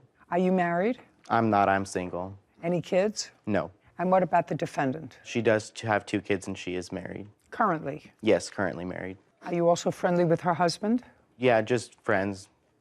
We were, yeah, before all this took place. So that all of you were friends? Yes, at one point, yes. Case is relatively simple. Miss Allen's washer and dryer stopped working.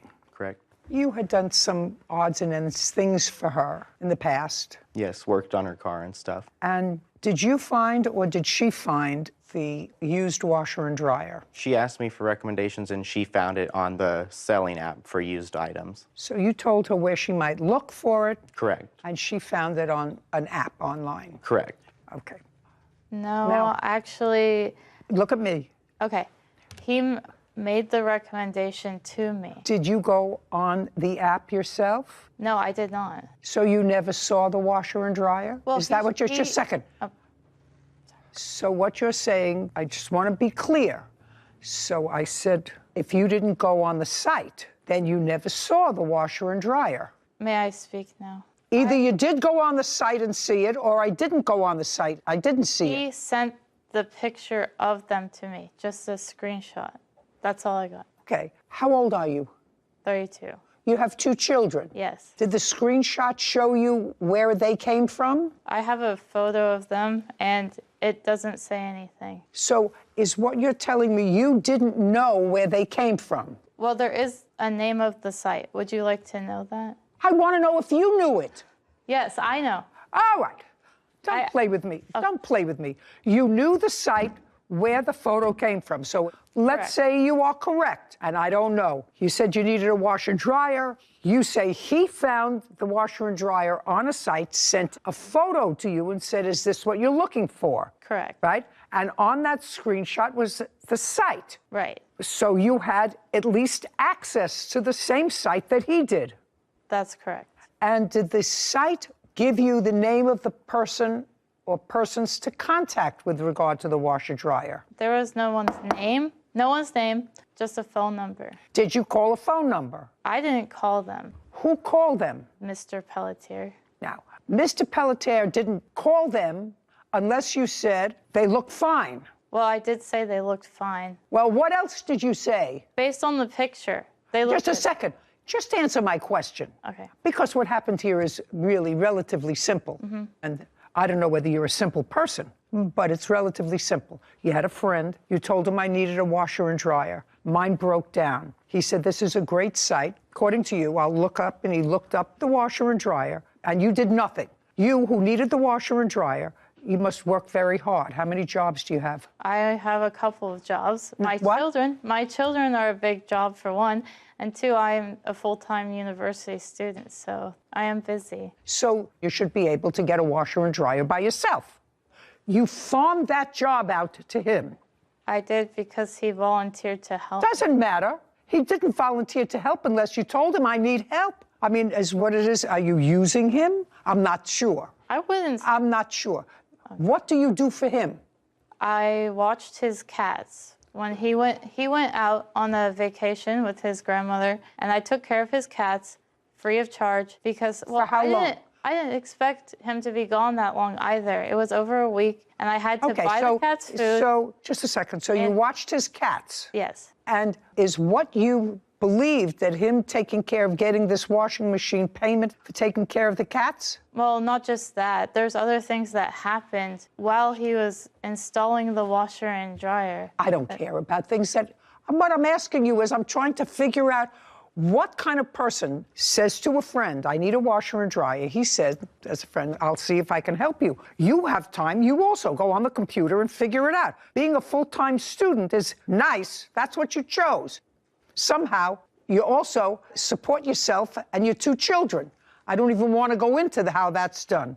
However, you said, go get the washer and dryer. And he went, how long? How It's far? 50 miles from my house, an hour and 45 minutes. Each way. to pick up the washer and dryer that you authorized him to get. You said, go get it. It was $1,800. Correct. And she had offered $200 tip for the delivery of that. For you? Correct. Okay. And I have texts of That's that. reasonable because you spent 3.5 hours in the car. Now, do they live on the first floor? The third floor. Third floor. Is it a walk up? Yeah, it's stairway up to the third floor. So somebody had to go up and take the old washer dryer out. So, Miss Allen, was that you or your husband? Mr. Pelletier also removes them. No, you can move your mouth. It's okay if you move. No, it's okay if you move your mouth. Alexandria smirks. Caption coming up. I feel like I was being very kind because I didn't decide to sue him for his cat or the damages he did to the cows. I'm telling you, cats. I don't know what your excuse is. I feel like I don't care what you feel like. I don't care what you feel like. And later today. When we went to transfer the title over together at the DMV, I had to pay off whatever tolls that I had. So between that time and the time where he ended up taking the car back, I don't really know how there was $600 worth of tolls. I don't know either, but that's what I'm going to find out. A woman shrugs. A courthouse. The Judy Justice logo appears. In the courtroom, Hunter and Alexandria. Hunter Pelletier claims his former friend, Alexandria Allen, is responsible for the cost of a washer and dryer. The plaintiff walked up the 3 flights of steps, carried each of the washer and dryers downstairs, took the washer and dryers from downstairs up the 3 flights, got them installed, and you didn't like them. They were a different color. And they're busted up. They don't even work properly. Okay. Miss Allen, when did this happen? In what month? January 7th of 2022. You have receipts for different washers and dryers that you purchased since January of 2022? I do not have the receipts, no. That means that you didn't purchase them. Well, I never paid him for them. No. That means that you never purchased new ones. That means that you're still using the ones he bought. Correct. But right. It does not work well. Just, you bought used washer and dryer. You've been using them January, February, March, April, May, June, July, August, 8 months, and you're still using them. And you neither paid for them, nor did you pay him for delivery. And I don't know what your excuse is. I feel like I don't care what you feel like. I don't care what you feel like. You made a contract with him to go and pick up washers and dryers, disconnect yours, take them out of your house, install these, lay out the money to pay for these, use them for 8 months, and not pay them because you weren't happy with them. I feel like I was being very kind because I didn't decide to sue him for his cat or the damages he did to the cows. I'm telling you, you should stay in school. How much did you pay for the washer and dryer? $1,800, and I took the money out of the bank. She had asked me because her ATM has a low limit, so I went into the branch of my own bank. That's what you're suing for $1,800. Yeah, I wanted to get the $200 if possible, but at this point, I just want the money for the machines. Judgment for the plaintiff. We're finished. $1,800. Thank you. This court is adjourned. Alexandria. It damaged the walls of my apartment.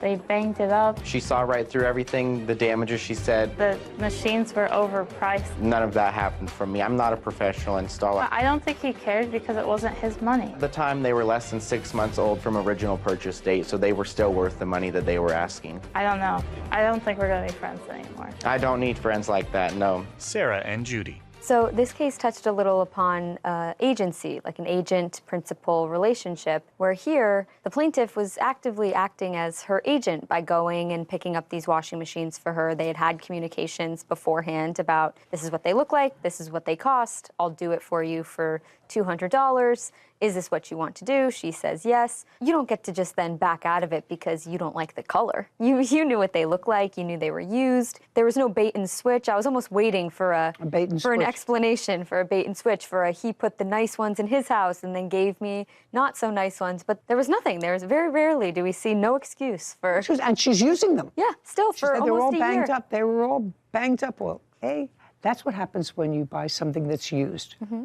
When you buy something over the internet, which is really what she did, she could have just as easily said to him, before you load them in the truck, please take pictures of them so that I see them. Yes, You know, she could have. So she could have.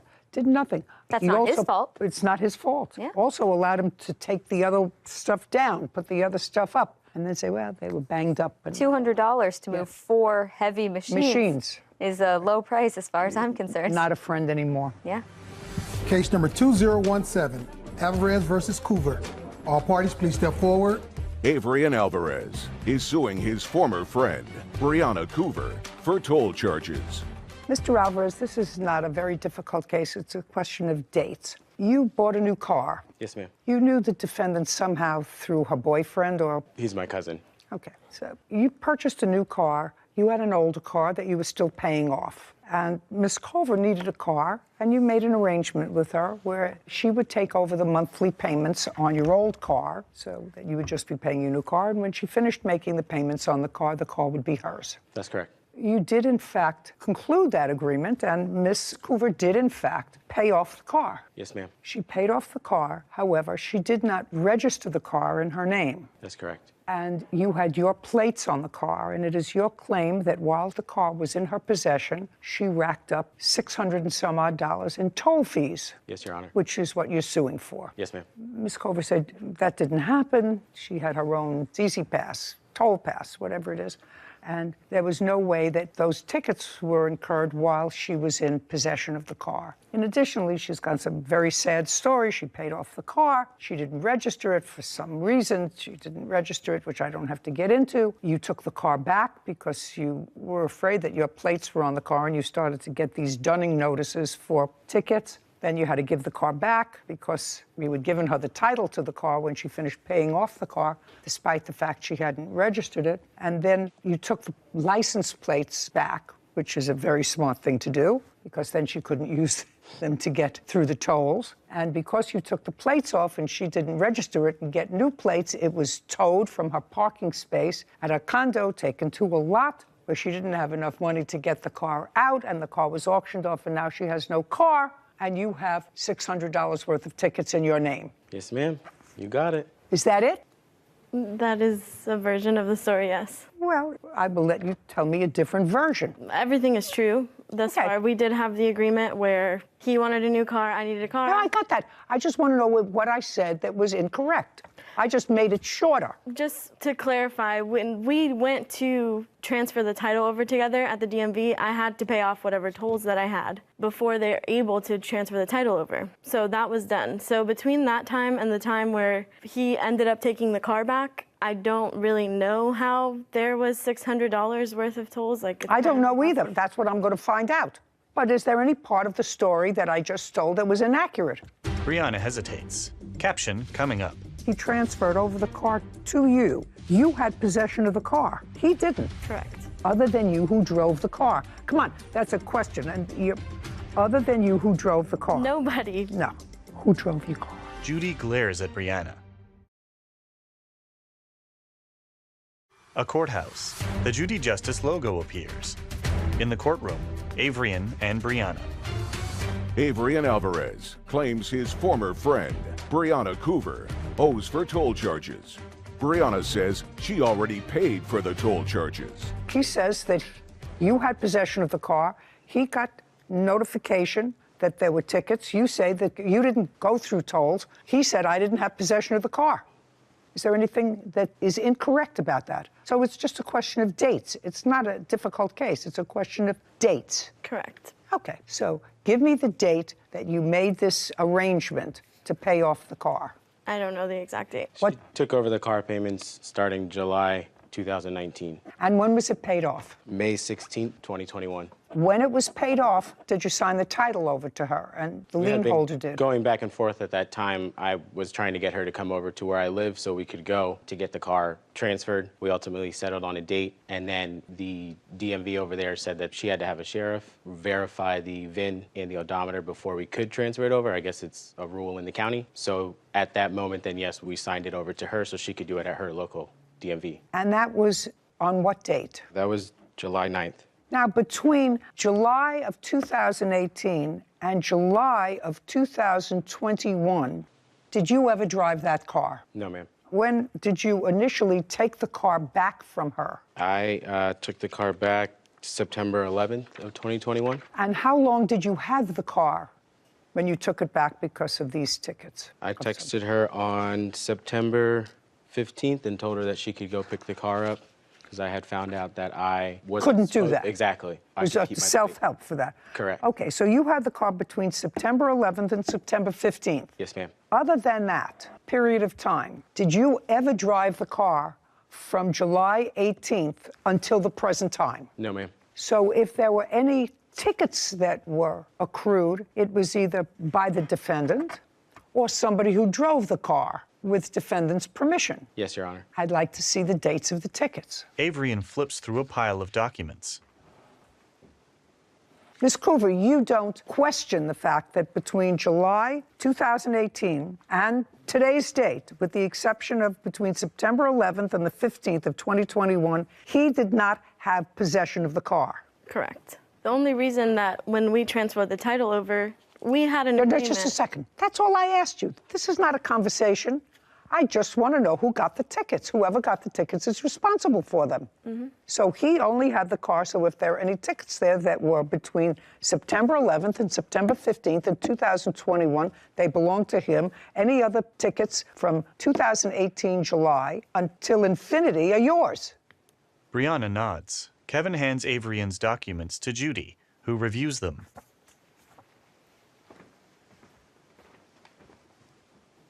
Well, we have invoice date is 7/28/21. That would be you. Correct. June 30th, 2021, 7/1/2021, 7/2/2021, again 7/2, 7/3, 7/6, 7/6, 7/7, 7/8, 7/8, 7/22, and 7/28 of 2021. Those are all you. Correct. August 28th, 2021. That would be you. Yes. 3/3/6/9/19/28 of 2021. August. That all would be you. Yes. I never argued that that wasn't me. I'm just, from the moment that we officially transferred the title over, we were not able to transfer the title over until I paid. Oh, just show, you paid these? And we were together. Now, just when a we did second. Show me that you paid them. that. I have this receipt. Just show me that you paid them, that's it. Brianna hands her phone to Kevin, who brings it to Judy. And that would have been what was due at the time when we transferred the title over. I'm just going by the dates of the tickets, madam. I don't care how the government screws up. That's not my problem. Okay, show me your payment. May I see it, please? Judy reviews Brianna's phone. It should say the date there and the cost of those tolls on the day.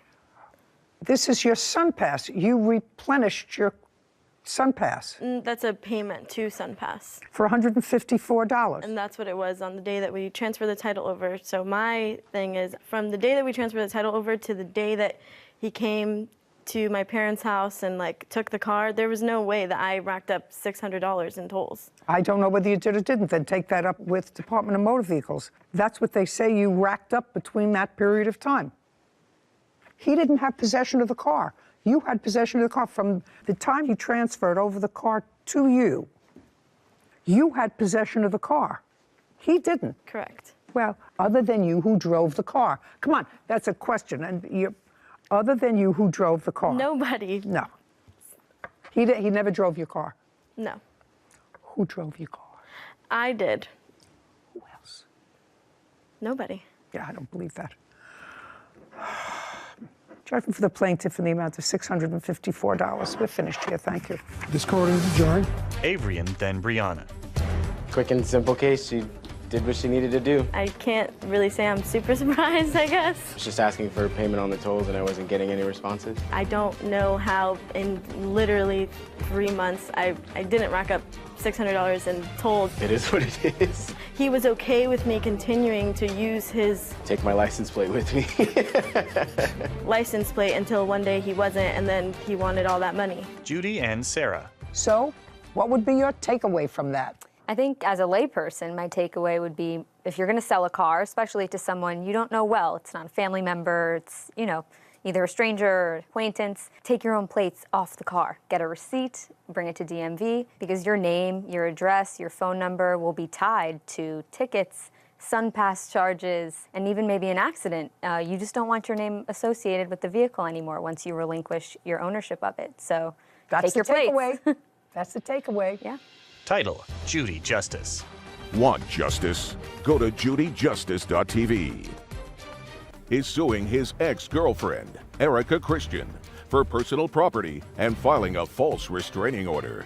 Court come to order. All rise. Have a seat, everyone. Kevin. Case 2052, Henry versus Christine. Thank you. Welcome.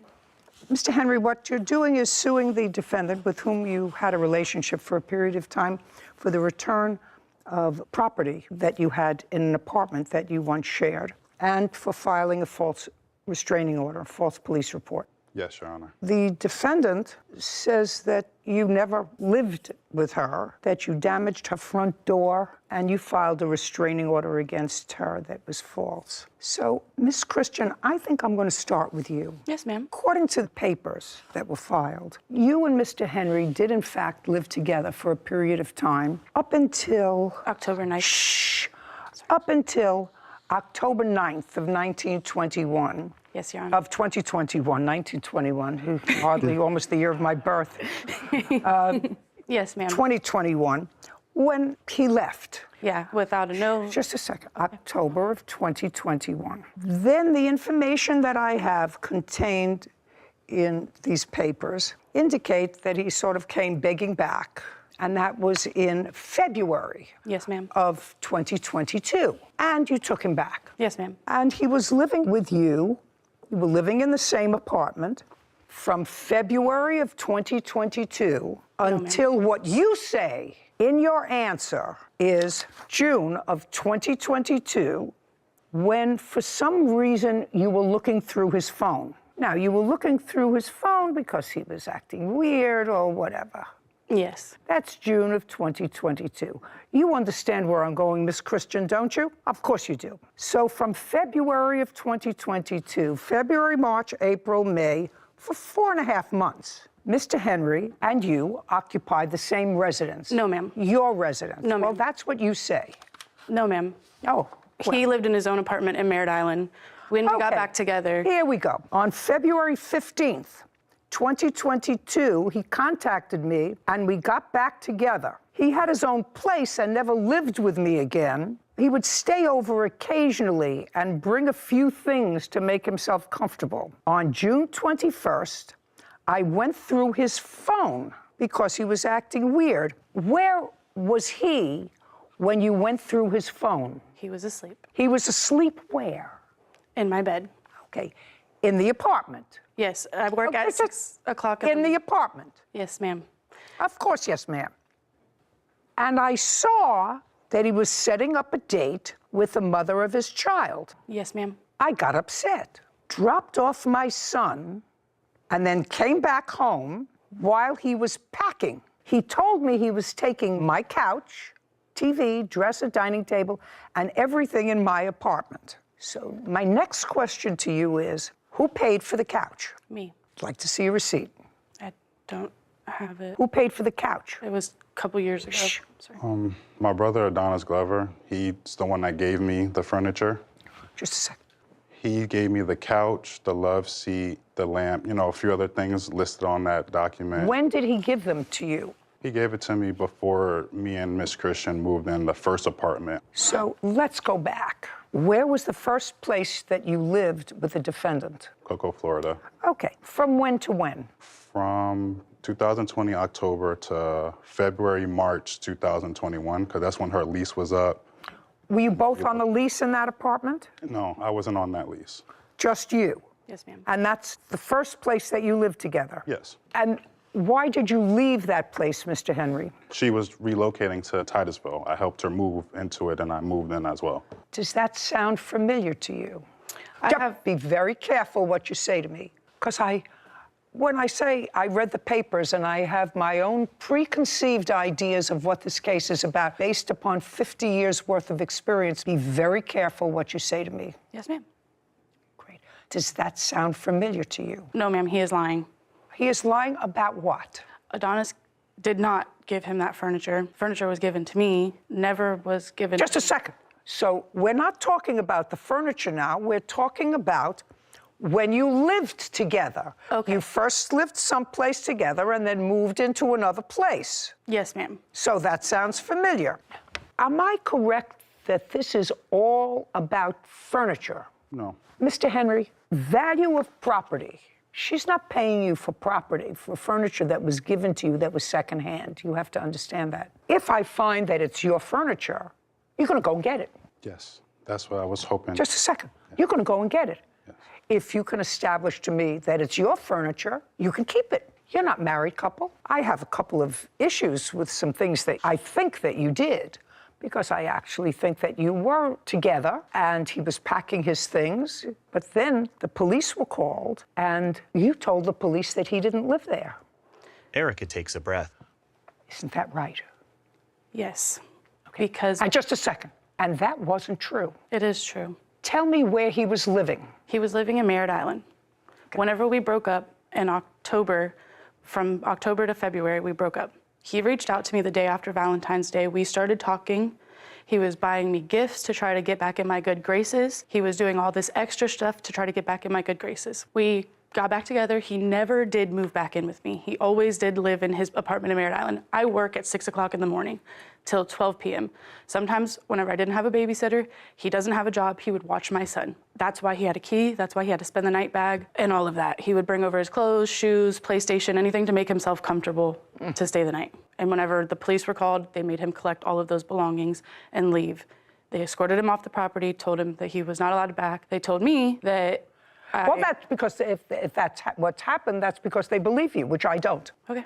They definitely... That's because they believe you and I don't, because if he was trying to get back in your graces and he was living in his own space and you weren't back together again, why in the world were you going through his phone? If you were just a casual gal, and a casual gal doesn't let him stay with her son because, well, he was available and he wasn't working, so he watched my son and he stayed over.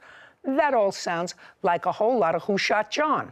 And it was convenient for you to be able to say he doesn't live here. So all I want to know, Miss Christian, is this case is mostly about furniture, used furniture. I also have a TV there. Do you have the receipt for it? Yes, I have a title. I'd like to see it. You have a TV in the house that belongs to him? So the TV was... Just a second. That's either yes or no. No, the TV does not belong to him. Who does it belong to? The TV was a gift from him to me that I ended up paying off because he told me that when he bought it, that it was bought cash. Whenever months later, I paid the TV off. No, you didn't. Just a shh. First, you're going to show me that you paid it off. I assume you have proof that you paid it off? I paid him cash for it because I did not think that we were ever going to break up. Well, you never thought you were going to break up. I thought he didn't live with you. I thought he didn't live with you. You don't buy TV for somebody that you don't live with, that you're not going to watch all the time. Eventually thought we were going to move into a house together, Your Honor. Your Honor. Oh, don't tell me what you thought. The TV that was bought was before I even... Okay. It had nothing. That's a PlayStation and That's Nintendo. Still property that's still at the apartment. Okay. These are things that you say are yours, that you bought and paid for. Yes. Okay. All of these receipts. All of it. No help. Okay, so let's go beyond the point of now you're back together again, because that's what I believe. He's in bed, you're going through his phone, you find he's making a date with the mother of his child, you get annoyed, you take your son to another location because you know that there's going to be an argument. You come back, there is an argument, he wants to take stuff, whatever, police are called, you tell the police he doesn't live there, they escort him out. He wants his property now. You're not married people. Whoever paid for the property or whoever was the recipient of a gift for the property owns the property. That's simple. You know, that's what the law is. Caption coming up. What you want me to believe that a police officer saw him kick down your door, go into your apartment, take property, and did nothing. That's what you want me to believe. Erica nods. A courthouse. The Judy Justice logo appears. In the courtroom, Raheem and Erica. Raheem Henry claims his ex-girlfriend, Erica Christian, owes for personal property. Erica is countersuing for door damages and stolen property. Okay, he has a Nintendo, a PlayStation, Sony. Your Honor, he collected those. Just a second. A queen mattress and foundation. And we have May of 2022. This is a TV, an LED TV. That was my birthday present. Nah. What? Okay, so I have titles to these things. Do you have titles or receipts for any of these things? I don't have receipts for any of those things. He grabbed his PlayStation, his Switch, and everything whenever he left. The only thing that is in my apartment is the TV that he bought me for my birthday. May is my birthday. May 7th is my birthday. That was my birthday present that he bought for me. Did you take your Nintendo? No. Did you? Haven't had. Recently, that was something different. My storage unit was just broken into. This is why I don't have original documents. And she stole more of my property. I don't know that. Did you file a police report? Yes, ma'am. I Okay. Did they ever find any of the property? No, Perhaps? not right now. Okay. The couch, whatever other furniture is there, is how old? I mean, it used to be used furniture, so it was. Yeah, my brother Adonis got it when he paid for it. It was like a kind of like a bundle deal for the apartment, like a lot of furnishing, and I ended up giving him some money for looking out. That was 2-3 years ago. Yeah. And it was used furniture at the time. Yeah. It wasn't nothing like brand new out of the seal. How much did you pay for the TV? I got taxed when I was like at 15, almost to $2,000, because it's a 60-inch smart TV. Okay, so what is it that you want, is my question. I want a court order to go get the rest of my property. I have to know what the rest of your property is. You have the TV. The TV, I have asthma medication, I have plantar fasciitis. I want to tell you something. She threw out your asthma medication. I believe so, too. She threw out your asthma medication. Yeah. What else? I have crutches. I have. You have what? Crutches and certain things. I have PlayStation. Look, you don't need crutches. And the PlayStation, you said, was in the storage unit. Yeah. Well, I'm not interested in the storage unit. So far, I have a TV. What else? My mattress, my bed, my stuff that I had in the apartment. You don't want a mattress. Are you back with this lady now? No. Where are you living? I've been living on the streets. I've been living out of my car ever since this been happening. Where are you going to put a mattress? I have a storage unit that I was going to just collect. I'm pretty much just trying to salvage what I can, because I have things that's sentimental, stuff from my grandmother passing away, things that I really can't put a price tag on. I just want to be able to get a court order to just get the rest of my belongings. I don't know what the rest of. I have a TV. You have no place to put a mattress that's a couple of years old.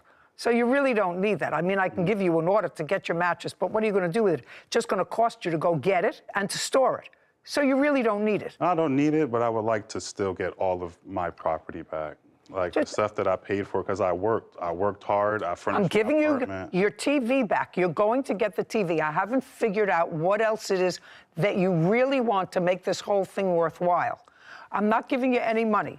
Do you want the mattress back? You paid for it. You're entitled to it back. I can give you an order for the mattress and the TV. Okay, and I also have electronics, like from games, the controllers, just so much things that TV, mattress, box spring. He's going to come and get it with a marshal, but he's coming to get it within 5 days from today. So what if I pull up my bank statements to show that I gave him cash around the same time that whenever it was pulled up and everything? Because I did give him cash for the TV, for the bed, for actually more than he ever even put into it. Let me explain something to you. Unless you have a check made out to him, I have a problem with somebody who lies to the police. Ma'am, I do. I have trouble with somebody who got very angry because her boyfriend, who was living there, watching her son, brought a TV, bought a mattress, bought a box spring, bought all of those things, and then you got annoyed that he was involved again with his child's mother. You dropped off your son someplace else to come back to have a fight with him. You did have an argument with him. Police were called. You said to the police, he doesn't live here. Your Honor, he moved out. He doesn't live here. That's what's here. Your Honor, I never moved out. He moved out in We had a October. whole business together. No, we do not. That business is in my name, and I have the receipts to that, too. You have to understand something. I know what happened. I don't believe you. Ma'am, you I'm have telling to. you the truth. No, you're not. You're not telling me the truth. That when the police came, you said, he doesn't live here. Yes. He doesn't live here. Put him outside. He took all of his belongings. Did he take his... Oh, no. May I finish? He took all of his belongings on October 9th. Whenever he left, without a call, without a text message, without anything, he broke up with me and left. He got back in contact with me in February. Mind you, we never lived together after that. He was just staying over to watch your son when you got angry in June. Whenever It was June. It was June, 4.5 months later. Which he would go back to his apartment. He would come. He never stayed more than a couple nights consecutively. Okay. He's coming to get his TV. He's coming to get his mattress and box spring. Can we You have a talk about counterclaim. my counterclaim? You have a counterclaim for damage to the front door. Yes, ma'am. Okay? Damage to the front door. Kicked my front door down. Okay. When did he do that? The day after he was police escorted, they told him not to come back, and the next day he came back and kicked my door down right in front of the police officer. So he came back with a police officer. And kicked my door down. Just a second. He came back with a police officer, and the police officer was there when he broke into your apartment. Yes, and they were going to take him. No, tell me what they were going to do. And they did nothing. Well, they trespassed him from my apartment complex. I'm asking you, what you're telling me is, madam, which is why I have problems with you right from the get-go. What you're telling me now is he came back to get his property. The next day, He didn't come back with a police officer. Yes. And what you're telling me, a police officer, and what, you live in Florida? Yes. What you want me to believe that a police officer saw him kick down your door, go into your apartment, take property, and did nothing. That's what you want me to believe. He didn't not do anything. He was completely confused on who actually lived there. You're telling me a police officer was confused. I'm telling you the truth. They were very confused on who actually lived Bring me there. just a second. They were trying to figure out if it was my apartment, his apartment. I had to go get my property manager, bring my lease that only had my name on it. You don't understand. The last place you lived with him full-time, your name was on the lease too. Only yours. Correct. And you lived together. So now you took his lease again, just in your name, and said, he's not on the lease, he doesn't live here. We broke up, though. Okay. All right. He's coming to get his TV, he's coming to get his mattress. Okay. And I would like to see a police report. I would like to see. I also have an iPad. Just a second. Okay. You're done. You're going to get your TV, your mattress, and your box spring. Caption coming up. Unless you have some sort of a police report for me, I don't believe you. I think that you were really angry and you were dishonest with the police and you felt that you were being taken advantage of.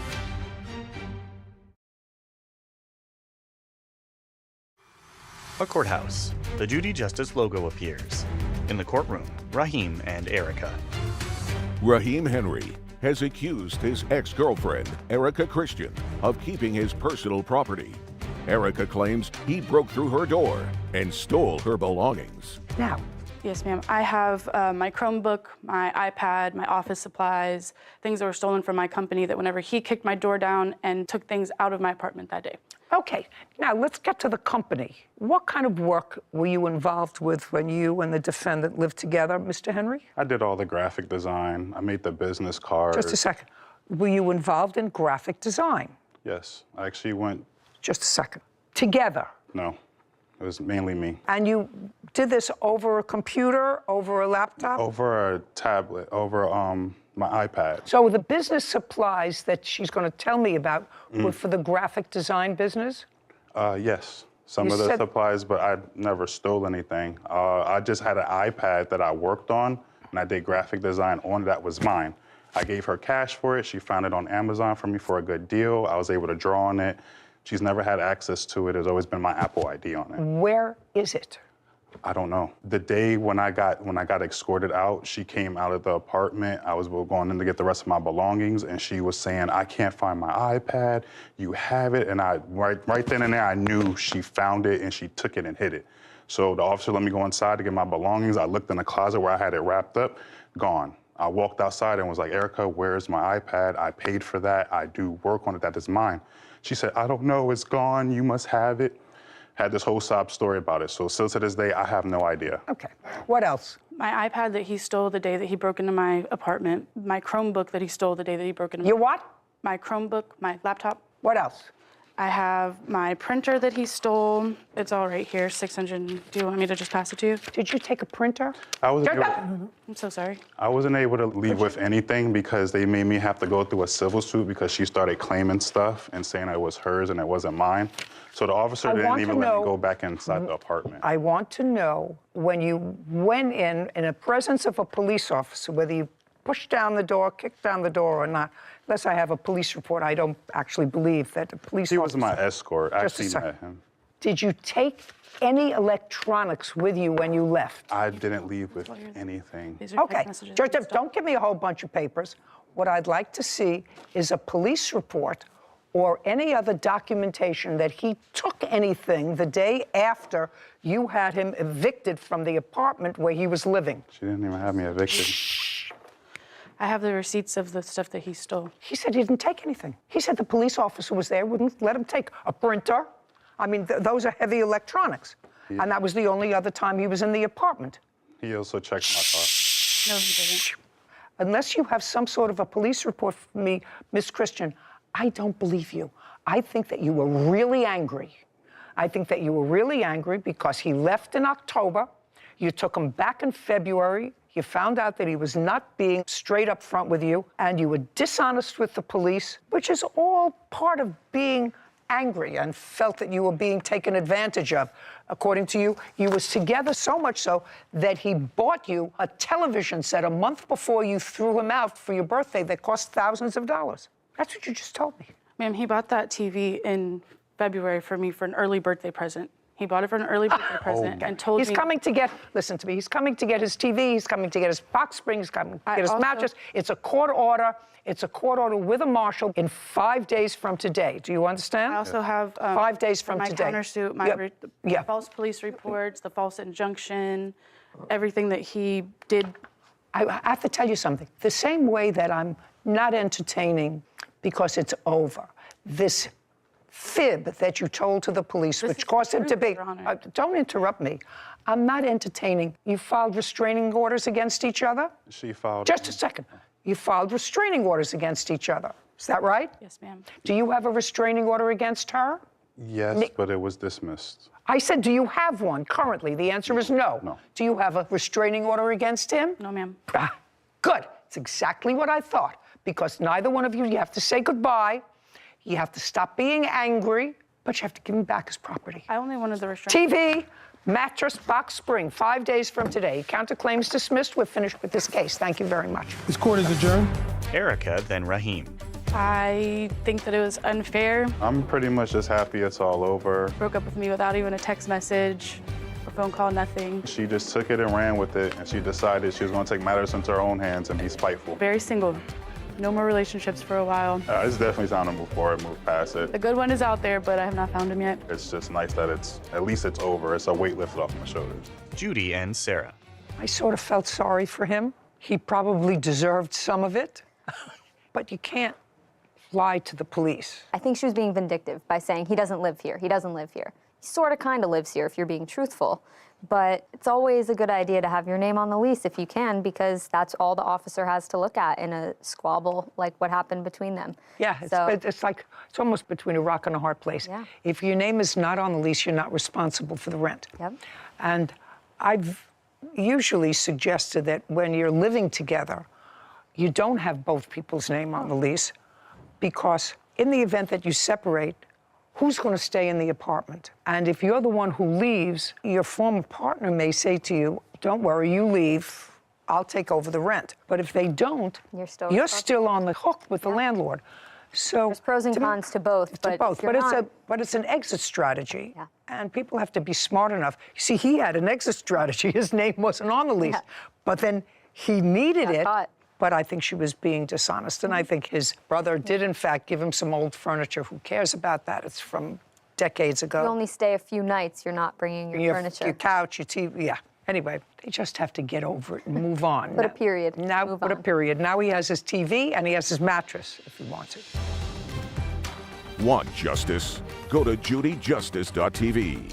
তোমরা তাকে অনেকক্ষণ মজা হইলো tata ভাই tata অবশ্যই কথা এখানে কি একটা এনিমি নামছে শুধু ভাই ভাই ওরে আড্ডা দিলাম ওটা লাইভে ছিল, কোনো সমস্যা নাই। ও লাইভে ছিলে তুমি, লাইভে? এই এ হ্যাকার হ্যাকার হ্যাকার